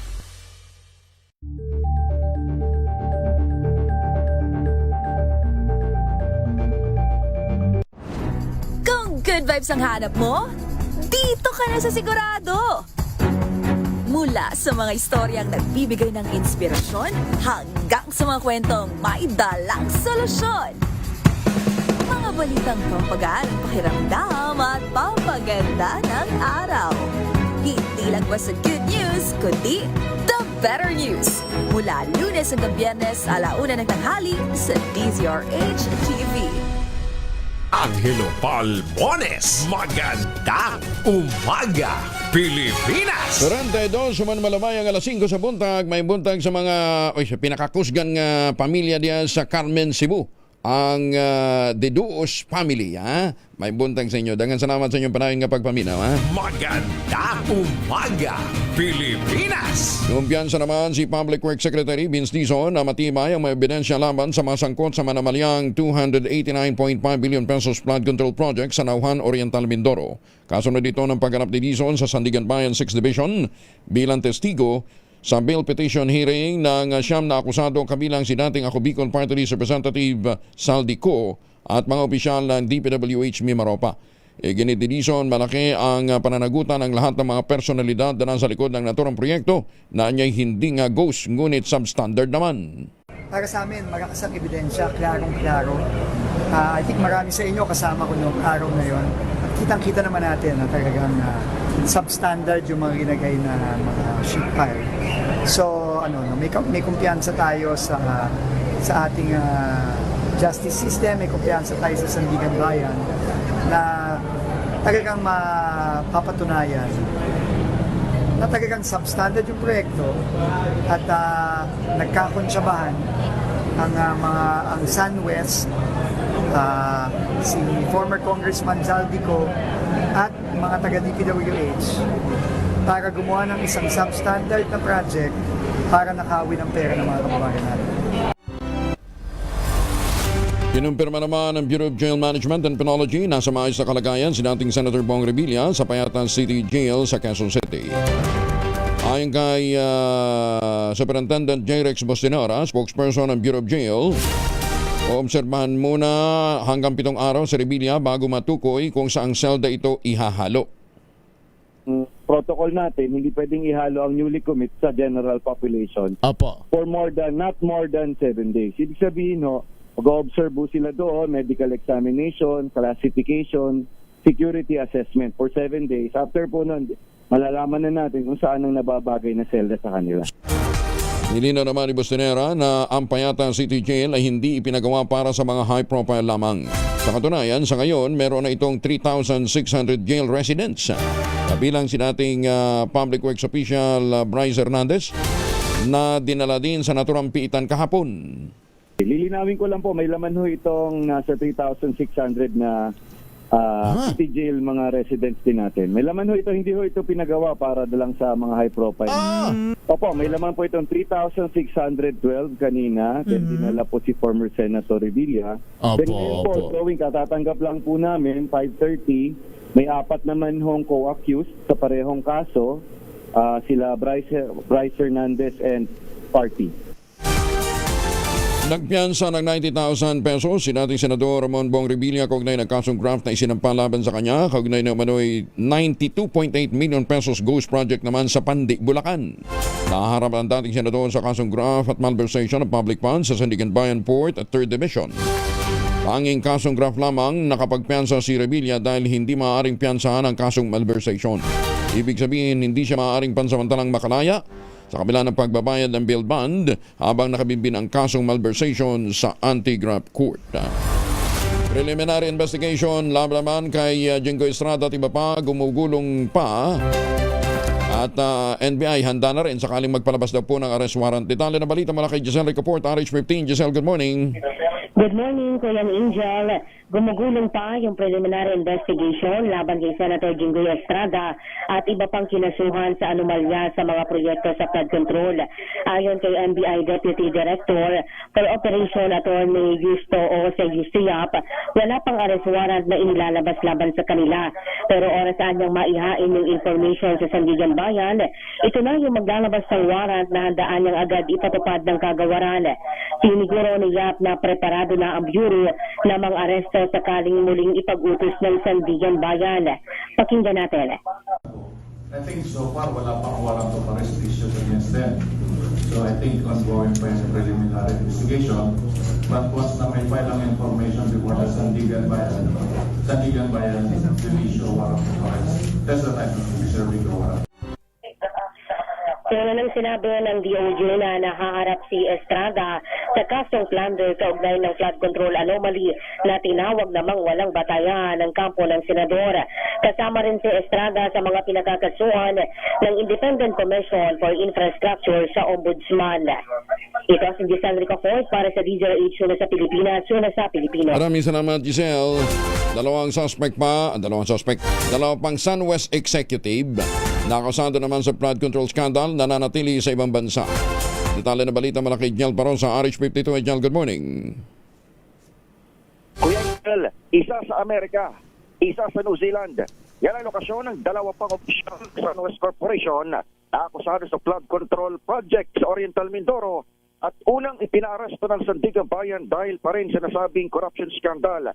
Sa update ay binahagi ni Interior Secretary John Vic Rebulla sa Campo Crame. Tinayak ng kalihim na patuloy nilang namomonitor ang lokasyon ang dalawang matagal nang nagpahayag ng surrender feelers. Ayon kay Remulla, malapit na nilang maaresto ang isa sa mga ito na nasa Estados Unidos habang ipaubayan na raw nila sa Homeland Security ang pagdakip sa nasa New Zealand oras na makansilang kanyang pasaporte. Hindi naman pinangalanan ng kalihim, nabatid na naratiling at large sina SunWest President Aderma Akhtar na nasa New Zealand at SunWest Treasurer Cesar Benaventura na nasa New York. Kapwa akusado sila ni dating Congressman Saldico at 13 iba pa dahil sa malversation of public funds. Ako naman si Edniel Parrosa, nag-uulat para sa DZRH. Una sa Pilipinas, una sa Pilipino. Maraming salamat, Edniel. Inatasan din ni Interior and Local Government Secretary John Vic Remulla ang Philippine National Police makipag-ugnayan sa mga foreign counterparts upang matuntuan ang kinaroroonan ng gambling tycoon na si Atong Ang. Ayon kay Remulla, makikipag-ugnayan na rin niya si Acting PNP Chief Lieutenant General Jose Melencio Nartates sa International Criminal Police Organization o Interpol para beripikahin kung may mga ulat na may nakakita kay Ang sa ibang bansa sa Southeast Asia. Unang sinabi ng whistleblower na si Julie Patinongan na maaaring umalis ng Pilipinas si Atong noong pang Disyembre upang iwasan ang mga pag-aresto kaugnay ng kaso ng kidnapping at pagkawala ng mga missing sa bungero. Bagamat walang malinaw na ebidensya na tumakas na ito, sinabi ni Remulla hindi maaaring isantabi ang naturang posibilidad. Ayon naman sa National Bureau of Investigation, posibleng nasa bansa pa rin si Atong Ang dahil walang record na siya ay umalis ng Pilipinas sa pamamagitan ng mga formal na mga port. Gayunman, patuloy pa rin sinusuri ng mga otoridad ang posibilidad ng paggamit ng mga informal exit routes. Samantala, ilang operasyon ang isinagawa na rin ng pulisya at ng NBI sa mga ari-arian ni Atong Ang na posibleng pinagtataguan ito sa Pasig, Mandaluyong, Batangas, Zambales at Albay, pero pawang nagnegatibo ang resulta. Maganda umaga, Pilipinas! Alas 5:50. Number 1.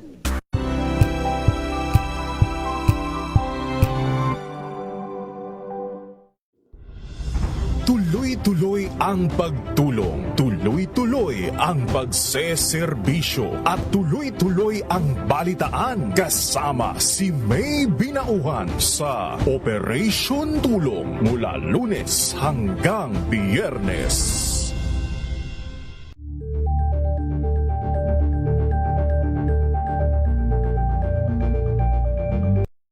Kami alamin ang mga maiinit na isyung pambayan, mga balitang kailangan mong malaman, usapin sa pamahalaan, politika, ekonomiya at kabuhayan. Ito ang mga dapat mong malaman, pakialaman at pag-uusapan dahil kayo ang tinig ng mamamayan dito sa Damdaming Bayan. Live sa DZRH Radio, DZRH TV at DZRH Digital. Kasama sina Lakay, Deo Macalma at Elaine Apit. Araw-araw, Lunes hanggang Biyernes. Damdaming Bayan.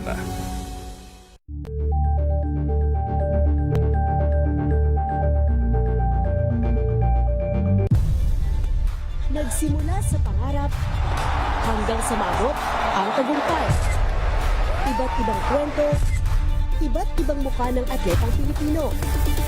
Mas pinatindi, mas pinalakas, at mas pinaaksyon sa Match Point tuwing Sabado, 12:30 ng tanghali sa DZRH TV.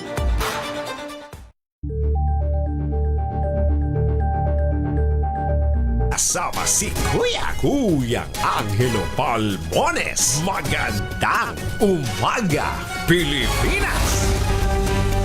52 makalipas ang alas 5 na umaga. Hoy, nananakit na ba inyong kasukasuan? Nagkaka-wrinkles ba? Humihina na bang kalamnan? Epekto yan ng pagtanda. Ipinakikilala po ang Ultraplex, isang health drink mula po sa lumikha ng Ultrabayo, backed by Japanese technology. Ang Ultraplex ay may HCG complex, hydrolyzed marine collagen para sa skin at joints, HMB pampalakas ng muscles at glucose green para naman sa ginhawa ng kasukasuan. Available in coffee with stevia at powdered drink mix. Kayang bawiin ang galaw, sigla at ganda kahit nagkakaedad na with proper diet and exercise. Hanapin po ang Ultraplex sa Shopee, Lazada at ultrabayo.shop.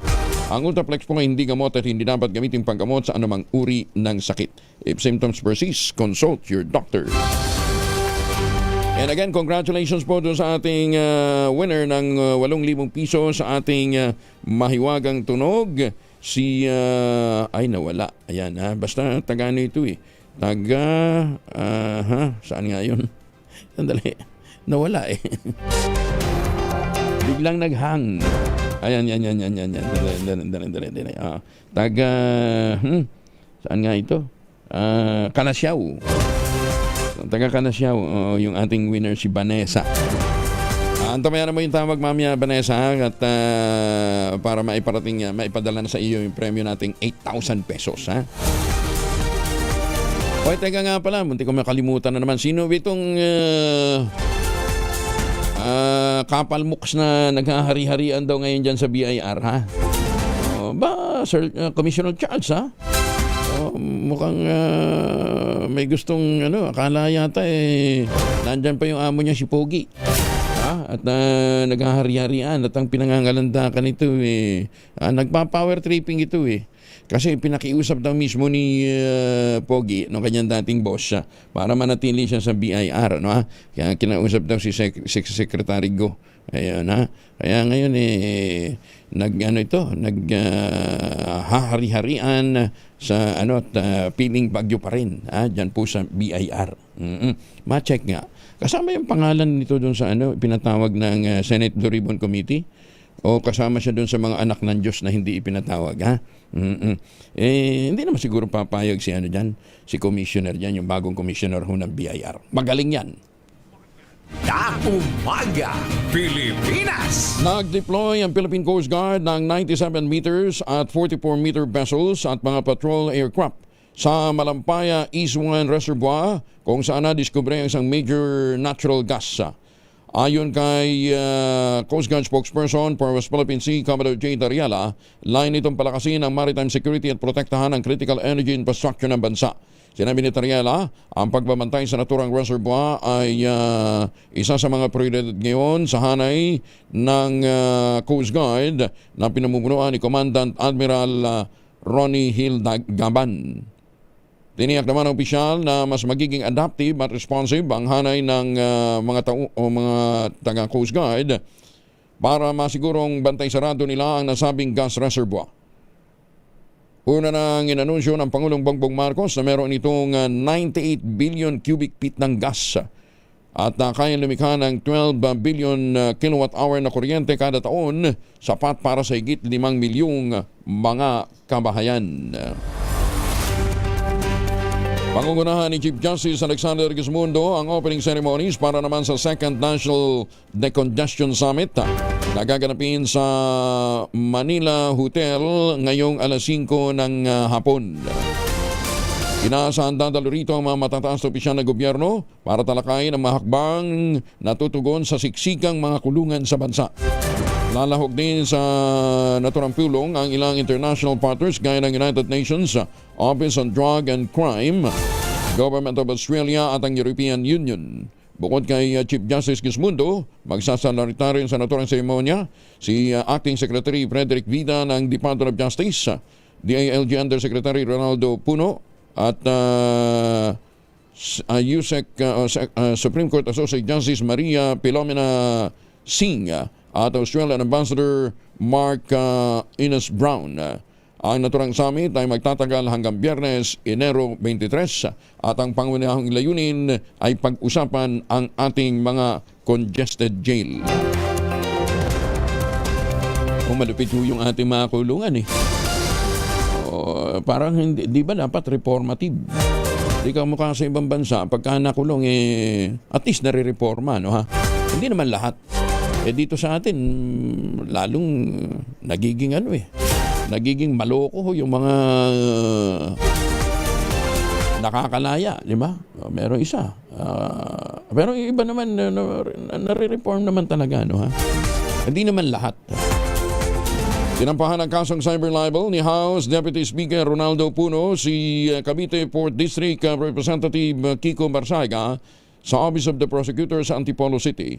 Kaugnay ito ng Facebook post ng kongresista na tumatanggap umano ng suhol ang mga miyembro ng National Unity Party mula sa negosyanteng si Enrique Razon upang suportahan ang speakership noon ni late Representative Ferdinand Martin Romualdez. Nangyari daw ito noong 2025. Sa kanyang reklamo, binigyan diin ni Puno na malisyoso, mapanira ang impormasyong ipinakalat ni Barsaga sa kanyang Facebook account na pasukan niya sa cyber libel sa ilalim ng Section 4 ng Republic Act 10175. Sagot naman ni Barsaga sa kaso, handa siyang harapin ito sa korte.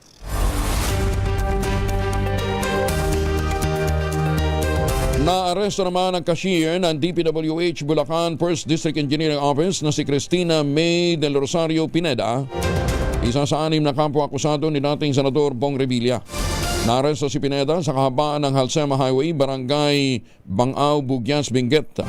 Alas 12:40 na madaling araw, sa bisa ng warrant of arrest na inisyo ng Sandigan Bayan 3rd Division dahil sa kasong malversation of public funds kaugnay ng flood control project sa Pandi, Bulacan.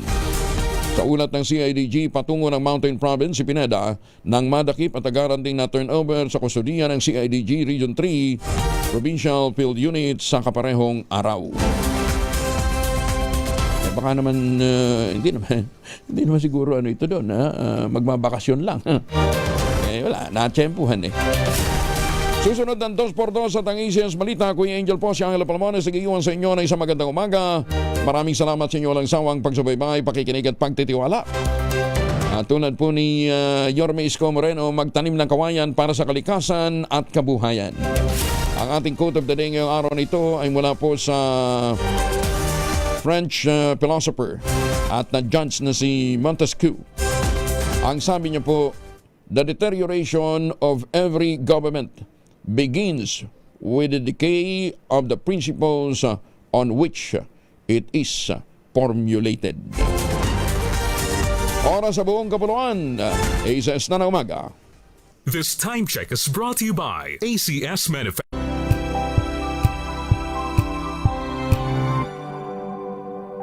Tinesting, sinuri, siniyasan. Ang resulta, super effective ang Shield sa pagpatay ng bakterya at virus. Shield Antibacterial Soap. Believe ang mga eksperto sa Philippine Nurses Association. At si Mami, Tiwala ako sa Shield. Shield Antibacterial Soap. Napatunayang mabisa. Ang mga nurse, tiwala. ACS. Ang galing-galing mo. Smart dishwasher. Dishwashing paste ko. Pritong ulam na masebo. Plato o kaldero. Tanggaling for everyday. Ganyan pag smart ang dishwashing paste. May double tanggaling formula. Tanggal ang sebo, tanggal ang bakterya. Pahit para walang bahid. Linis fantastic sa metal at plastic. Number 1 ko to. Tanggaling-galing mo. Smart dishwashing paste. ACS. Sa lahat ng bagay, simula pa lang, siguro